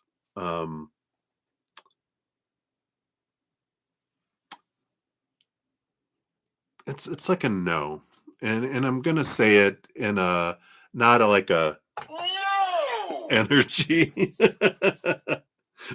It's more of a meh. It's cute in the beginning, but it also is reminiscent of a lot of relationships where people get jealous. It's fear, and then the claws come out. So a little bit is cute, but now it's like, no, because when I'm jealous, it means I don't trust you. That's the message. If I'm like, who are you hanging around with? What are they? What are you jealous? Yeah. What jealous is I fear that you can't control yourself. And that if other people, that they're going to convince you to cheat on me with them. right? So jealousy isn't pretty. It's cute in the beginning when it's like, oh yeah, but when it continues on, then it becomes, wait a minute, you don't trust me? And then that starts um, because that's an expectation, right? You aren't supposed to say this or do this or whatever. So now I'm focusing on who you're not being, which causes a rift in a relationship. It's not something that helps bring it together. A gratitude around trust and the things you do love about them is what brings things together. But that jealousy is what tears things apart, right? So there you go. Updates on the dark side. We got temperance of patience, father of cups, balance between head and heart.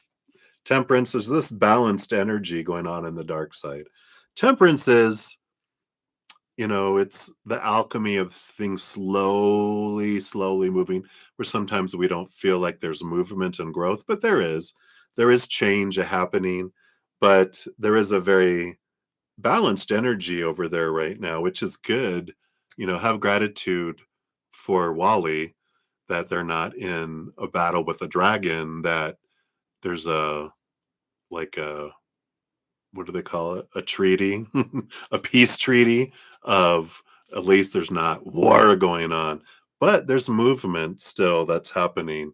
And that's what needs to happen. If we try to force the dragon attacks back, resists, and fire, right? But if we lead the dragon to freedom, then we um, it's like luring a bear out the door and then closing the door. If you try to push the bear out, that's going to attack you.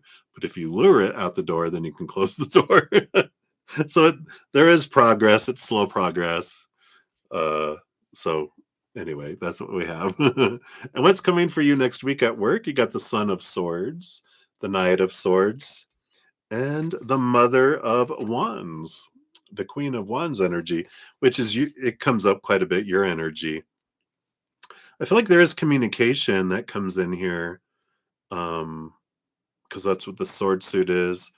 It is, um, again, I feel like there's some sort of recognition that if this recognition that's been coming, if it, the energy that we're looking at for the future, I don't know if you haven't gotten this reward for the work that you're doing and for how you're standing out.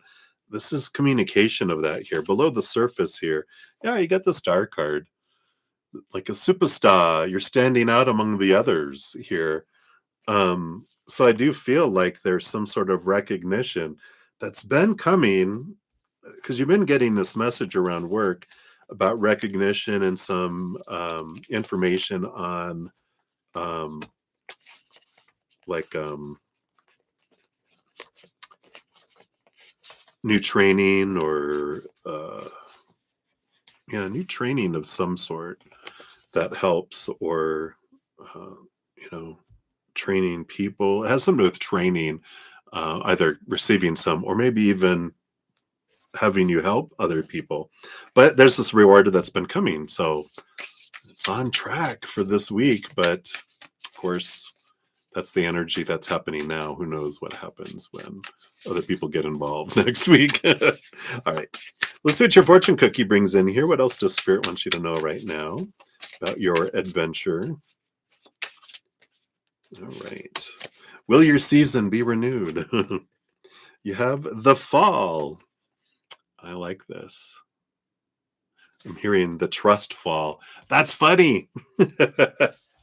You have to trust. Let's see what this is here. So, when we heed the call to change and step off the threshold, imagining that we're going to our feet firmly on the new road ahead of us, we might instead find ourselves stumbling, missing the path, and plummeting down in the dark. Let yourself fall.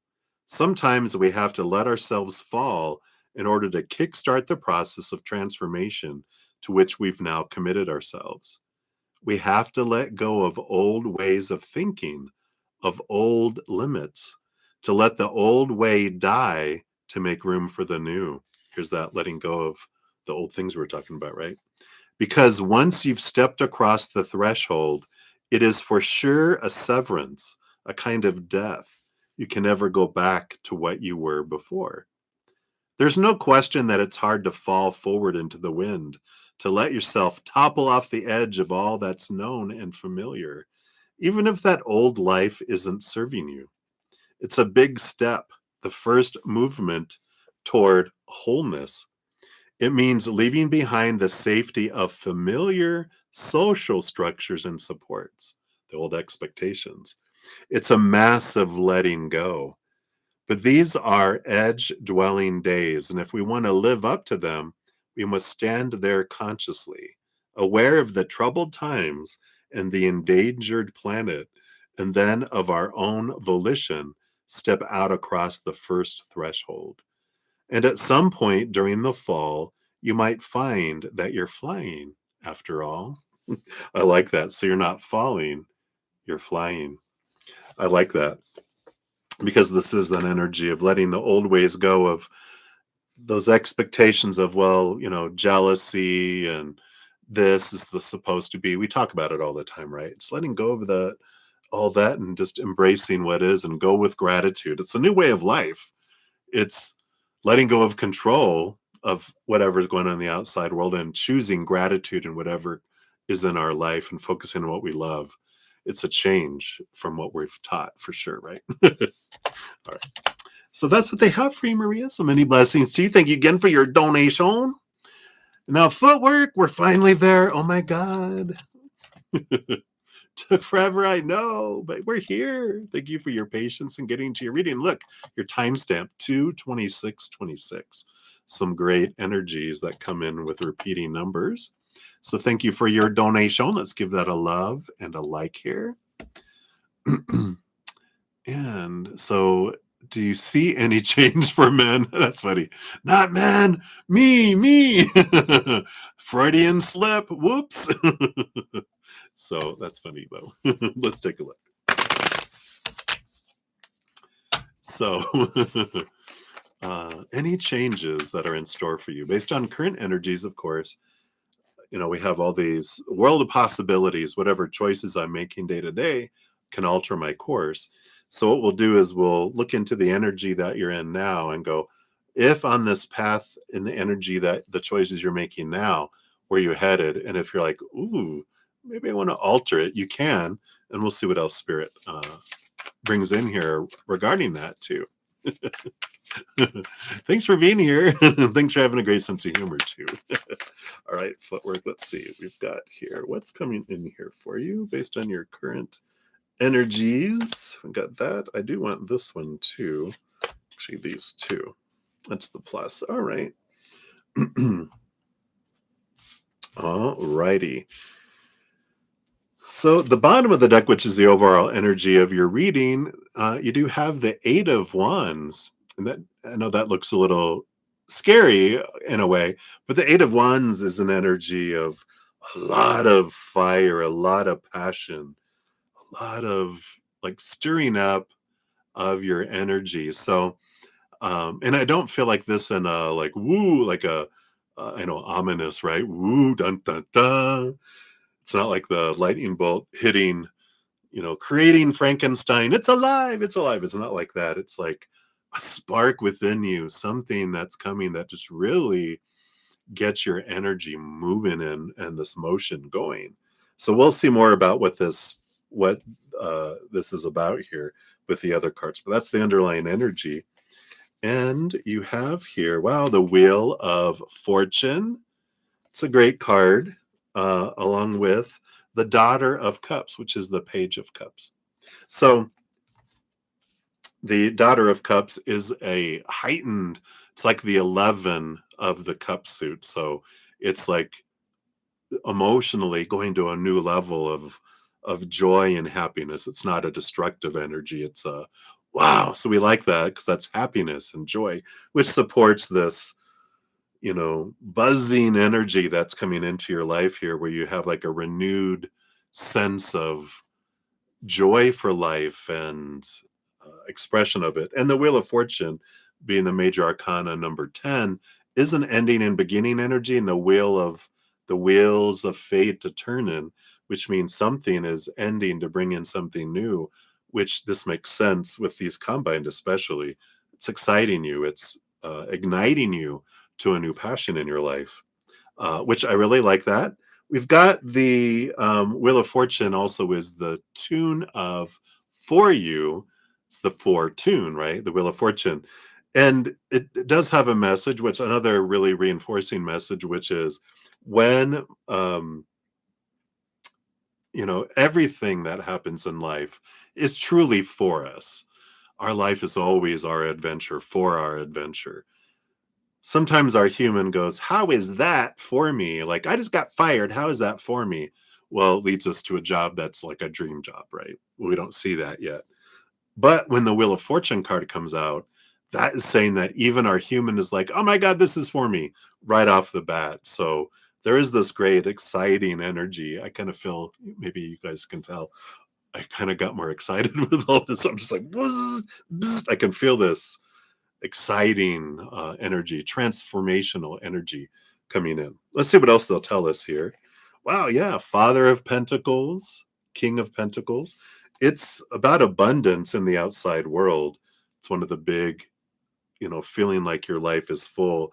A lot of gratitude energy that comes with this. Oh my God. And with it, the 10 of Pentacles, too.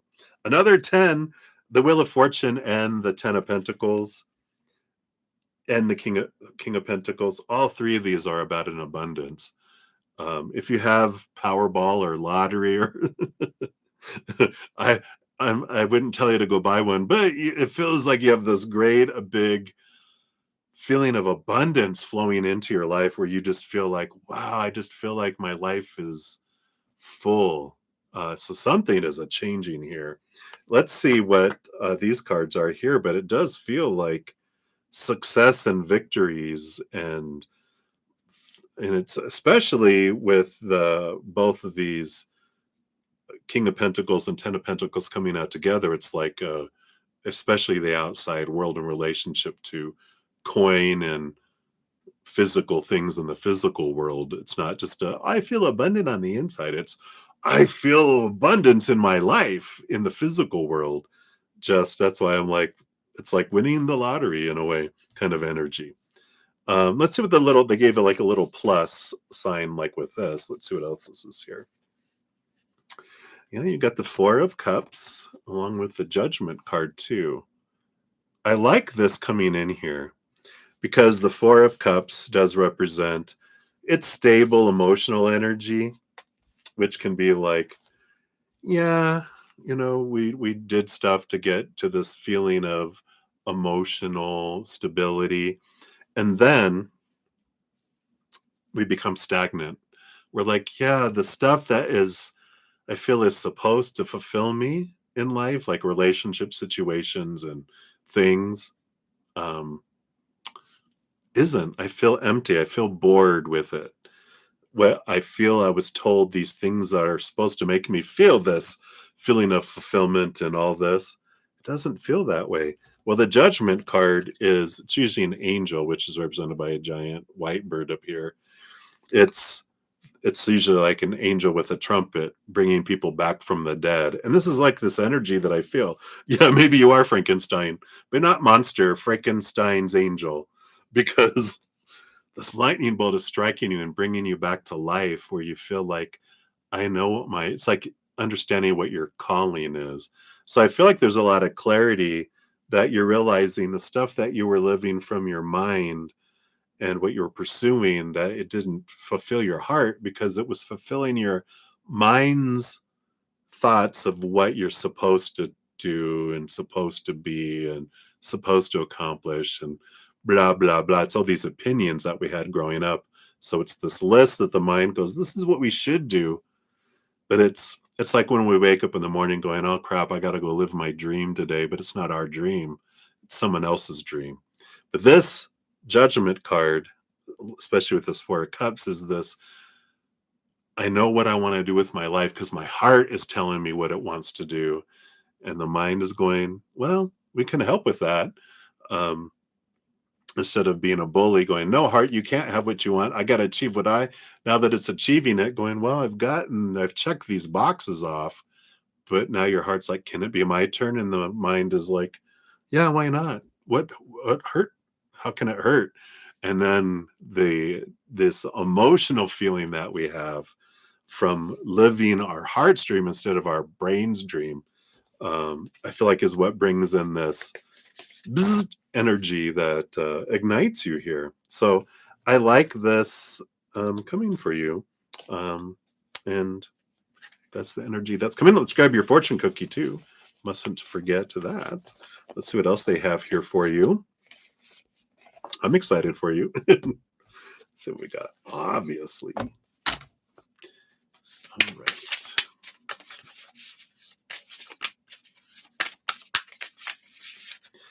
What else for footwork here? All right, here we go.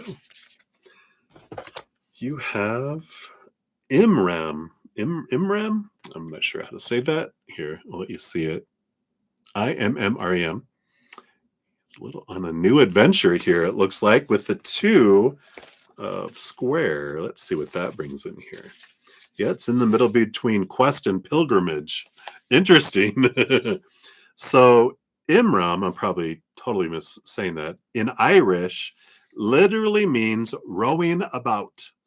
In the old tales, which were referred to as the protagonist, always a man and usually a cleric or a penitent, would set off across the sea in a simple coracle, which is a small round boat made of animal hide, with no particular direction in mind. The purpose of the expedition, was simply to see where God would lead them. If we undertake an Imram, then we give ourselves over to fate. The fate's will of turning, right?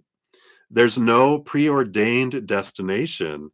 And so an Imram is, above all, about trusting whatever life might have in store for us.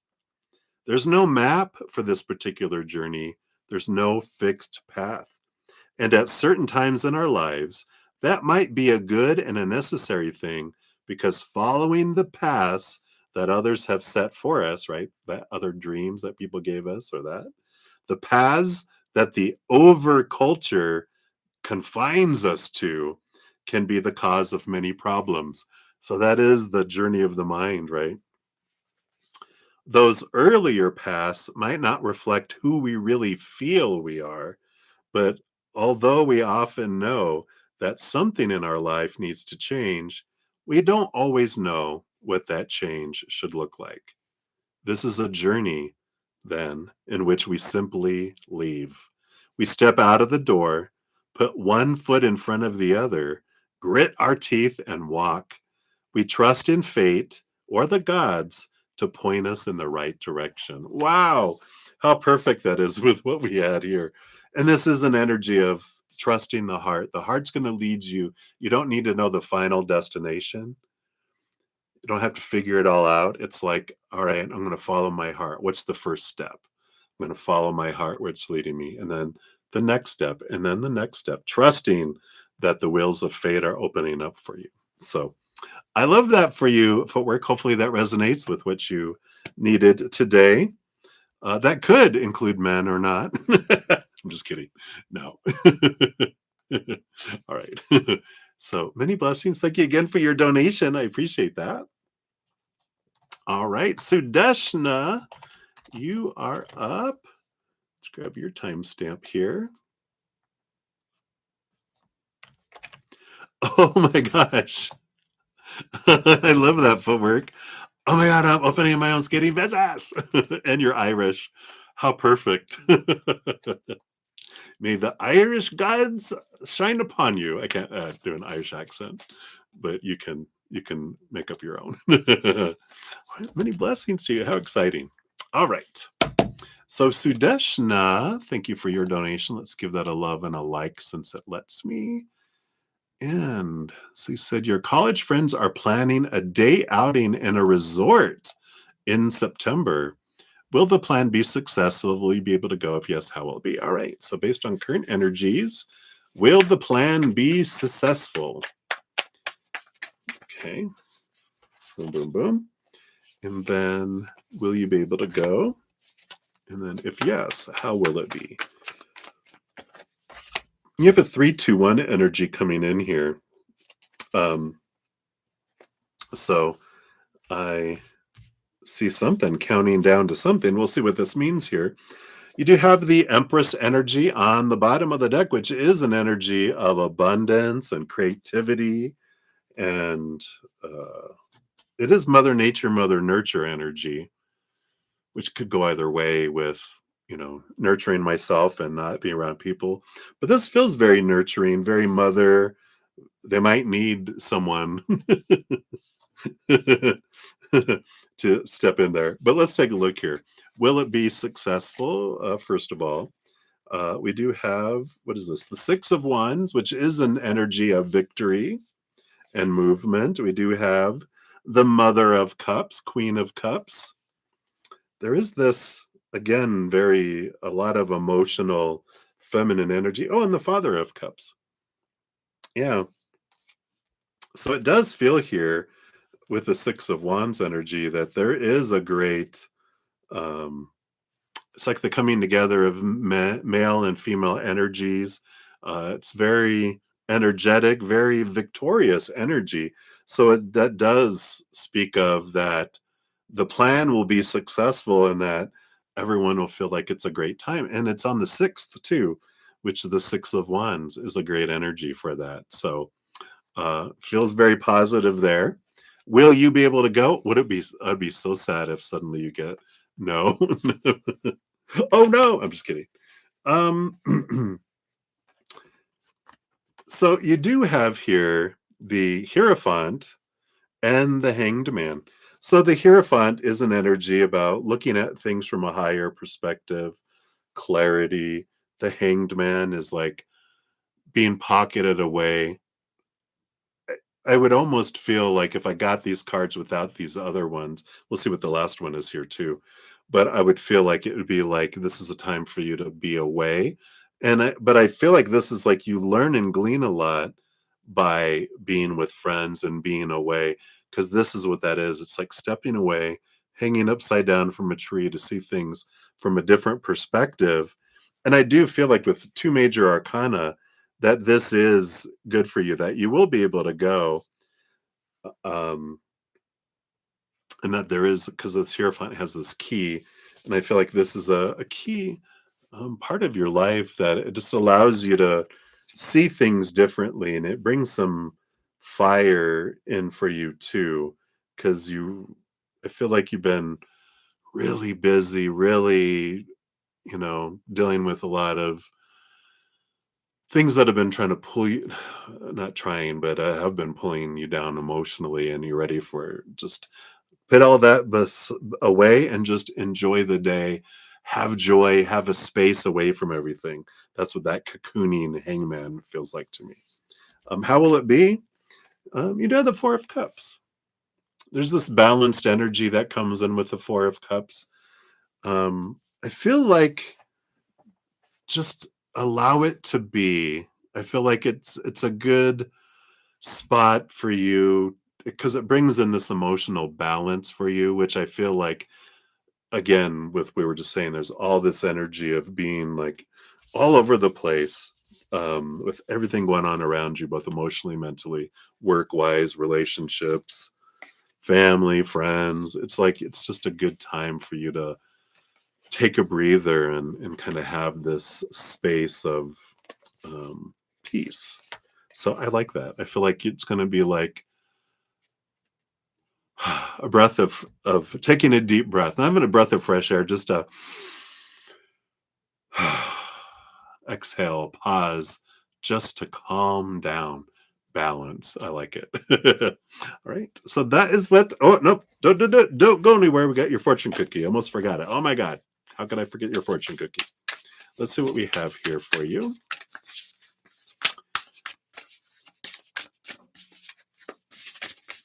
All right.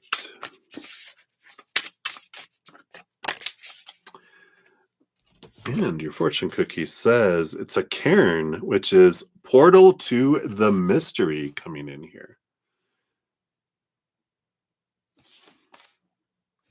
So let's see what this is. Triangle 15. So Cairn, Cairn. At some point, or indeed at many points along the journey of our lives, we'll find ourselves experience a sense of awe or otherness, which seems to arise from some inner necessity burning brightly at our core. If we're willing to apprentice ourselves to these teachers, we begin to find ourselves consumed by questions about the ultimate truth and meaning of our existence. But these are not questions which have easy answers. Perhaps the heart of the answer lies in pondering the question. The mystery of life and our place in it is something to sit with, not to solve. Mystery is unknowable to the rational mind. To be comfortable in the company of mystery is to be willing to penetrate the deep shadows of the cairn, to take a walk into the dark and sit with it for a while. Mystery relieves us of the fiction that we know exactly where we're going and that we're the sole authors of the story we're living. It keeps us on our toes. When we embrace mystery, the world declares itself to be a place of potentialities, and our journey through it becomes a journey of discovery. The Karen card proposes that we give up our need for control. Give up our need for control. Surrender to the mystery, it whispers, and the light, which is designed to lead you out of the dark places, will always be able to find you. Wow. So let go of the control, the attachment to certain outcomes and supposed to be's and all those expectations, right? Let life be a mystery. I don't need to know everything for the future. Where are the whispers taking me? Where's my heart taking me in my journey and adventure, right? So I like that. So that is what they have for you, Sudeshna. Thank you again for your donation. Greatly appreciate that. So many blessings to you. Enjoy your little mini vacay. I like that. All right, let me see here. I wanted to. Let me see here. Don't think I was going to grab Maria's. Nope, I don't see it. So we'll just leave it that way. All right. And then I have one final donation, which Anna Banana. Hello, Anna. Anna. Good to see you. Thank you for your donation. Let's grab your timestamp here. Boom, boom. Let's give that a love and a like since it lets me. All right. So, Anna, wow.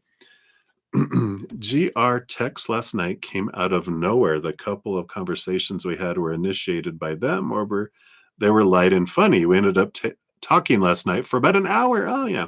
The conversation mainly focused on his mom, who's declined. Okay. Twice it sounded like he was trying not to cry. Okay. Thank you. Okay. I know my perception of the conversation. However, I'm curious as to what GR's perspective of the conversation we had. Okay. So their perspective, also your gut tells me this isn't the last you'll hear from GR. Okay. Let's take a look. Okay, let me take a sip here first.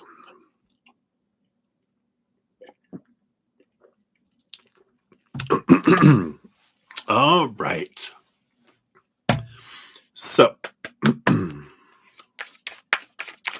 what was their perception of the conversation you had? Okay.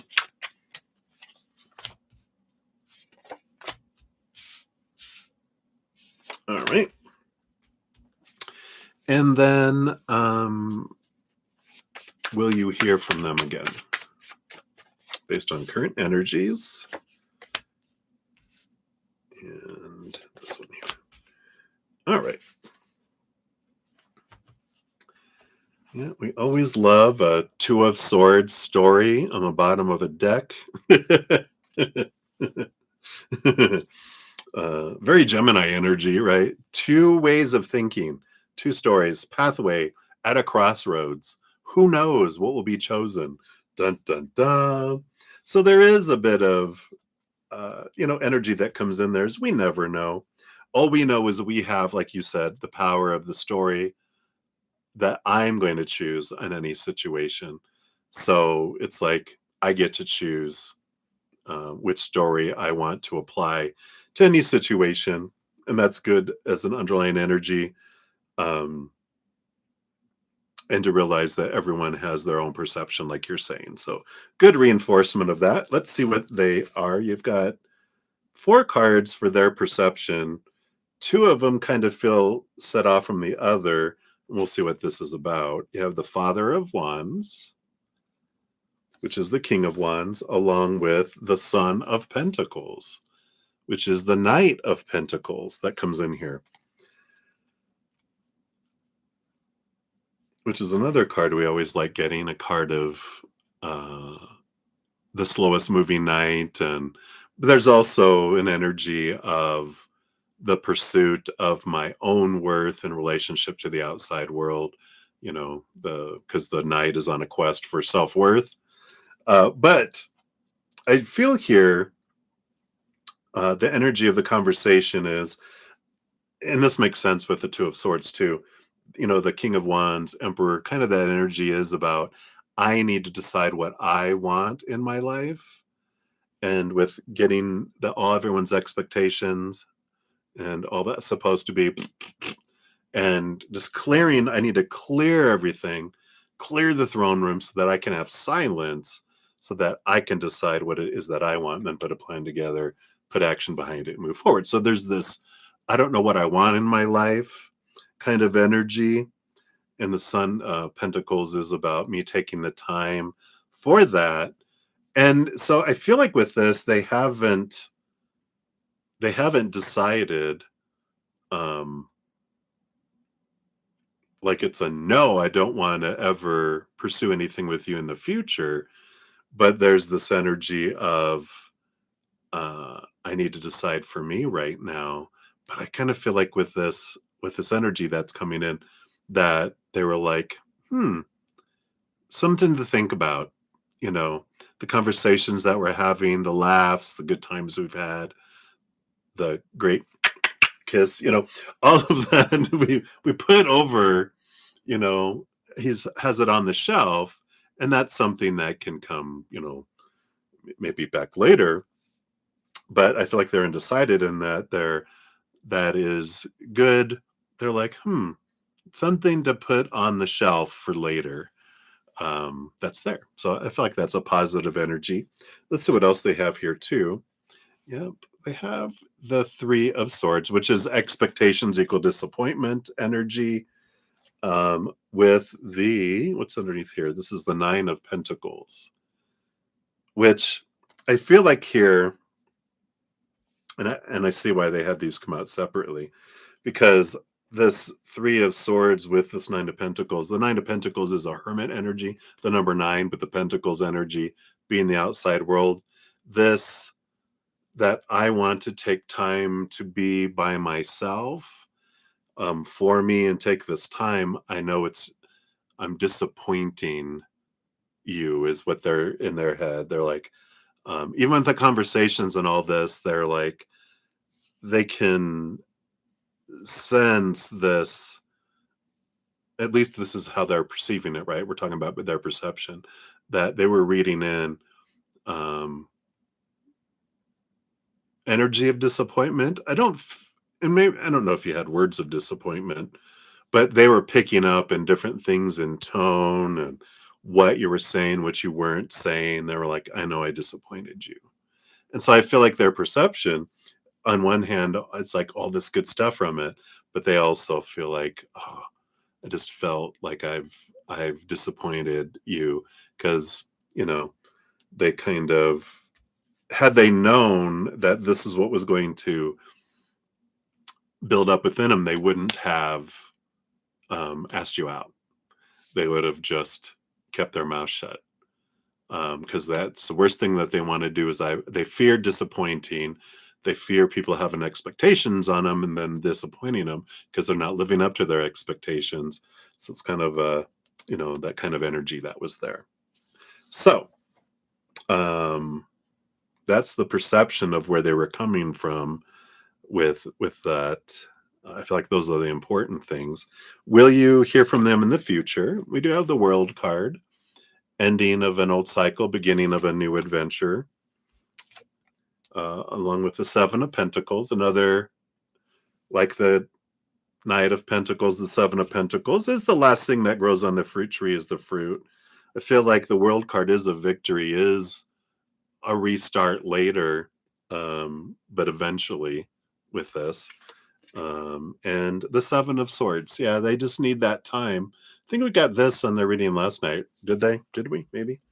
Um, but the Seven of Swords is I need time to deal with my own thoughts that have cheated me and deceived me from this things. And so whenever we get a Pentacles card, even the Knight of Pentacles and the Seven of Pentacles, I mean, not when we get a Pentacles card, when we get a Patience card, a slow moving card, it always is for us too, because it gives us an opportunity to look at what of my own expectations, my thoughts and beliefs and mindsets keep me, where, because it's like a thievery card that steal opportunities from me, that take away, because that's what expectations do, right?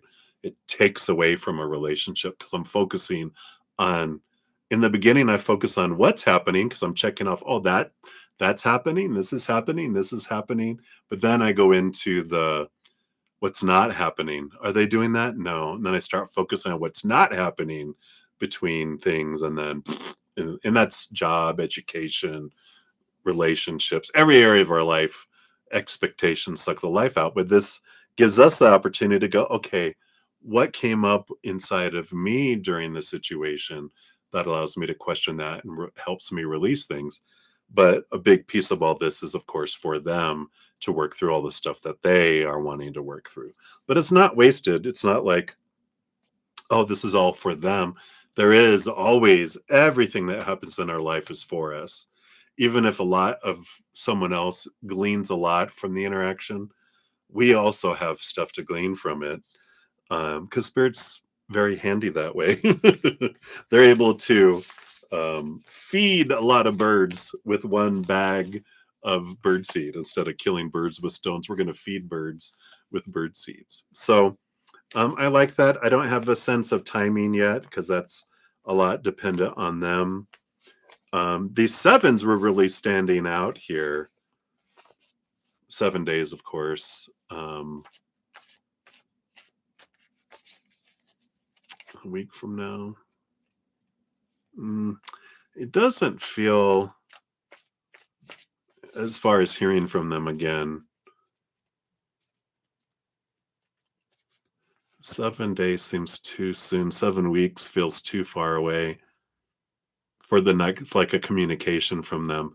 I feel like they will reach out to you between 7 days to 7 weeks.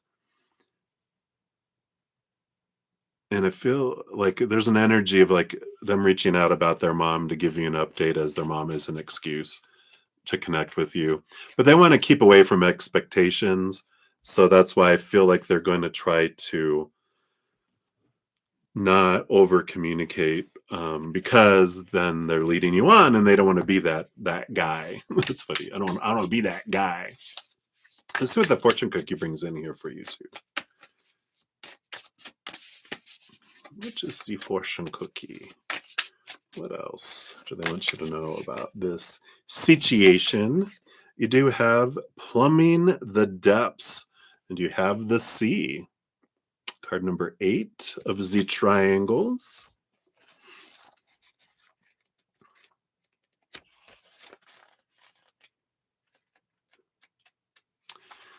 Which says the sea is so changeable that it's impossible to really anticipate its moods. Yay. The sea is continuously in motion, ebbing and flowing, shifting from tide to tide. On a stormy day, it's intimidating, a reminder of the raw, unpredictable power of this beautiful, animate earth we inhabit. On a bright summer's day, when the sun warms the shallows and the light sparking off the water lifts our spirits, we might remember that it's the home from which we originally came. Whatever face it might turn to us, the essence of the sea is the depth of its waters. This card encourages us to go deep, even if we're afraid there might be monsters. There are times when we need to step out of the shallows of life and plumb the depths, to turn inward and find the source of wisdom that lies deep inside of us. To make that choice, we need courage. Inside each of us, there's a vast and deep terrain, and to begin to understand who we really are, what our gifts are, and what we might dream of becoming in this life, we need to begin to explore it. We need to move out of the safe shallows of the ego and our conscious mind, all that thinking, right? And turn our attention to all that remains hidden within us and is unconscious, so our subconscious world.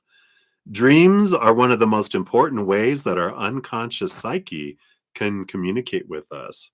And so the C card invites us, above all, to pay attention to our dreams, to the images and characters and scenarios which present themselves to us while we're sleeping. So this energy of looking at your dreams, I know your dreams speak to you a lot. So pay attention to your dreams, because I feel like this is the emotional depths that um, is things are being brought up subconsciously and into your peripherals and into your dream world to help you release things that don't serve you anymore. That's the reason of these relationships and these interactions with others, is to help bring things up to reflect back for you too. So that's the why the slowness, why the come forward and move back, the ebb and flow. You're like, why? Oh, okay, let me understand this emotional transformation. So that is what they have for you, my dear. So many blessings. Thank you again for your donation. I greatly appreciate that. All right. And so I have one more donation, and then I will be ending the session. I've been on for 3 hours. So for everyone that's been waiting for a free reading, my apologies. I did not have any time for them this evening. So great apologies to you. If you want to come back Sundays, I always come back in the afternoon and finish whatever I did not finish in the morning session, including free readings. That's the only time I do that now. Um, but I'm also on Thursday, Friday, and Saturday nights from 6 to 9 p.m. Saturday mornings from 11, Saturday and Sunday mornings, 11 a.m. to 2 p.m. So if you want to try to get a free reading during that time, sometimes I do get to them. Like last weekend, Thursday, Friday, and Saturday night, I think I got to all of the free readings, just not Saturday morning. Um, and then, of course, I came back on Sunday afternoon to finish them all. Some weekends I don't get to any free read. I think the weekend before I didn't get to any free readings except for Sunday afternoon. So it's the ebb and flow of life. Sometimes that happens, sometimes it don't. Um, so again, deepest apologies for anyone that was wanting a free reading. I was not able to get to those tonight. So there you go. You are very welcome, Anna.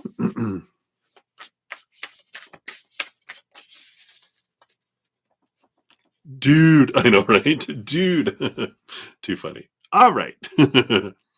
So, Sudeshna, we are up for the final one here. Thank you for your additional donation. Let's give you your 2 timestamps there. Here, let me give this a love and a like since it lets me. So, Sudeshna, I want to know what's coming in for the new moon for you. I love it. Yeah. New moon in Virgo tomorrow or today, with being on the other side of the planet. Let's take a look here. So what's coming in for the new moon for you? All right. Got to that. All that boom, boom, boom. Any changes? Any guidance coming in? Anything else? All right. I thought there was At least one more. We've got two more. All right. So let us take a look here. You do have the Five of Pentacles coming out first here, and this is a beautiful change. The the number five of is a number of change and transformation. And the Five of Pentacles, it starts off as this fear energy. It's fearing being left behind, being left out in the cold, abandonment, feeling I'm not enough, not going to have enough. And it's a transformation, it's a change. And I love this Virgo earthy energy of this new moon, which is a new birth. So I feel like it's bringing in a new way of looking at your worth, a new way of looking at where you get, realizing where you get your um, sustenance from, that it's not from humans, that it's from creator, it's from spirit, that source, endless resources, that they're the ones that make sure we have everything we need in each moment. Maybe not everything our ego wants, but our ego wants things because it wants to define our worth by those, and when we don't have them we feel worthless. But when we realize those things don't define me, I'm defined by the eternal, unconditional love of the higher realms, and I'm supported by them as well. That there's this wonderful change of newness of worth and how you see yourself, a good grounding energy that is birthed from this new moon. Make sure to do your new moon wishes around Virgo. You can Google new moon wishes for Virgo new moon. See what comes up for you. But it's whatever new moon wishes we put in a way of gratitude helps draw things in that match that. And new moon is about planting new things and gratitude with new things coming in, especially if they're around Virgo energy. Um, those things are even more amplified. Let's see what else they want you to know here. You got the Daughter of Pentacles. Yep, Page of Pentacles. This is again reinforced here. It's a heightened way of looking at your worth in relationship to the outside world. Again, this Pentacles grounding energy that's coming in. You got the Daughter of Cups, Page of Cups, heightened emotion that comes through all this too.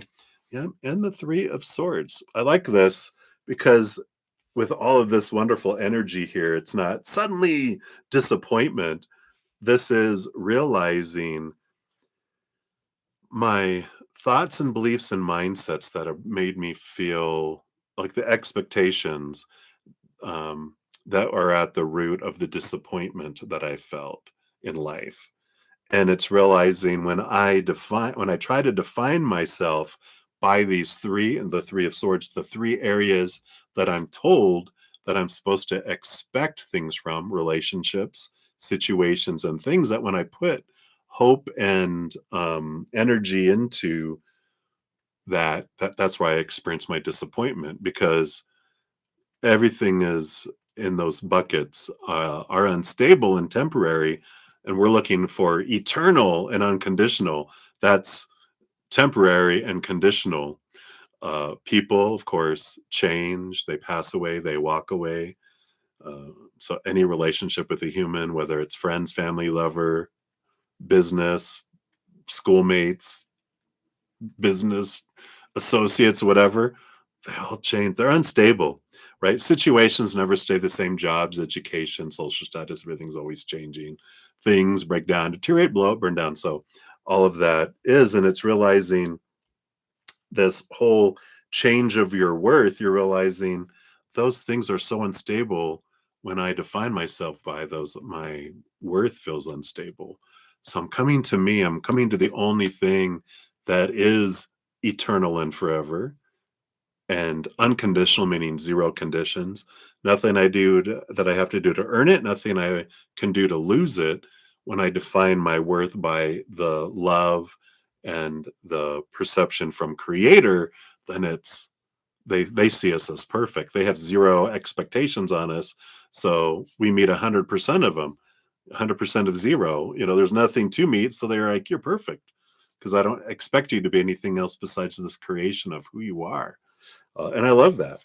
Guidance for you with all this. We have the Five of Wands. Yep. Change energy and temperance. Trust the process. Go with the flow. The Five of Wands energy is changing the focus of my energy from lower vibration to higher vibration. The more I can focus on unconditional love and joy and laughter and play and gratitude, peace, all of that's higher vibration. The more I invite all that in, the more that helps transform things in my life, right? So I love that energy for you. I feel like that's what the Virgo new moon is bringing in for you here. Yeah. And even they wanted one more card, the World card, which is an ending of an old cycle, the beginning of a new adventure. Here comes this new cycle of the moon. And so you're in cycle with the moon, new energy, new birth, new way of looking at yourself in relationship to the outside world, a new worth in relationship to the outside world. So I love that for you, Sudeshna. So enjoy that Virgo new moon. All right, everybody. Well, that is the final reading for this session. Again, I apologize for all of you that you're waiting for free readings. I was not able to get to any of those. But I will be back tomorrow. Wait, what is today? Today's Friday. I'll be back tomorrow morning, 11 a.m. to 2 p.m. Mountain Time. And then tomorrow night, again, 6 to 9 p.m. Again on Sunday. And as I mentioned earlier, Sundays, I do come back in the afternoon. Whatever I don't finish Sunday mornings, I do come back on in the afternoon after I eat and rest a little bit to finish all readings, including every free reading. So if you try in the weekend and I'm not able to get to it, if you get your question in on Sunday morning, you will get a message from Spirit sometime that day. So again, thank you so much for all the thumbs up, all the love, all the support. I'm so grateful for each and every one of you. And I'm glad we're on this journey together. And remember, as we are on this journey, that every second of every day of our lives, we truly are eternally and unconditionally loved by the Mother and Father of all things, our Creator. And of course, I love you too. So until I see you again, much love. Hang in there. Take care of yourself. Remember, have some fun because it's a giant playground. We're here to play. So go play. All right. I love you guys. We'll see you soon.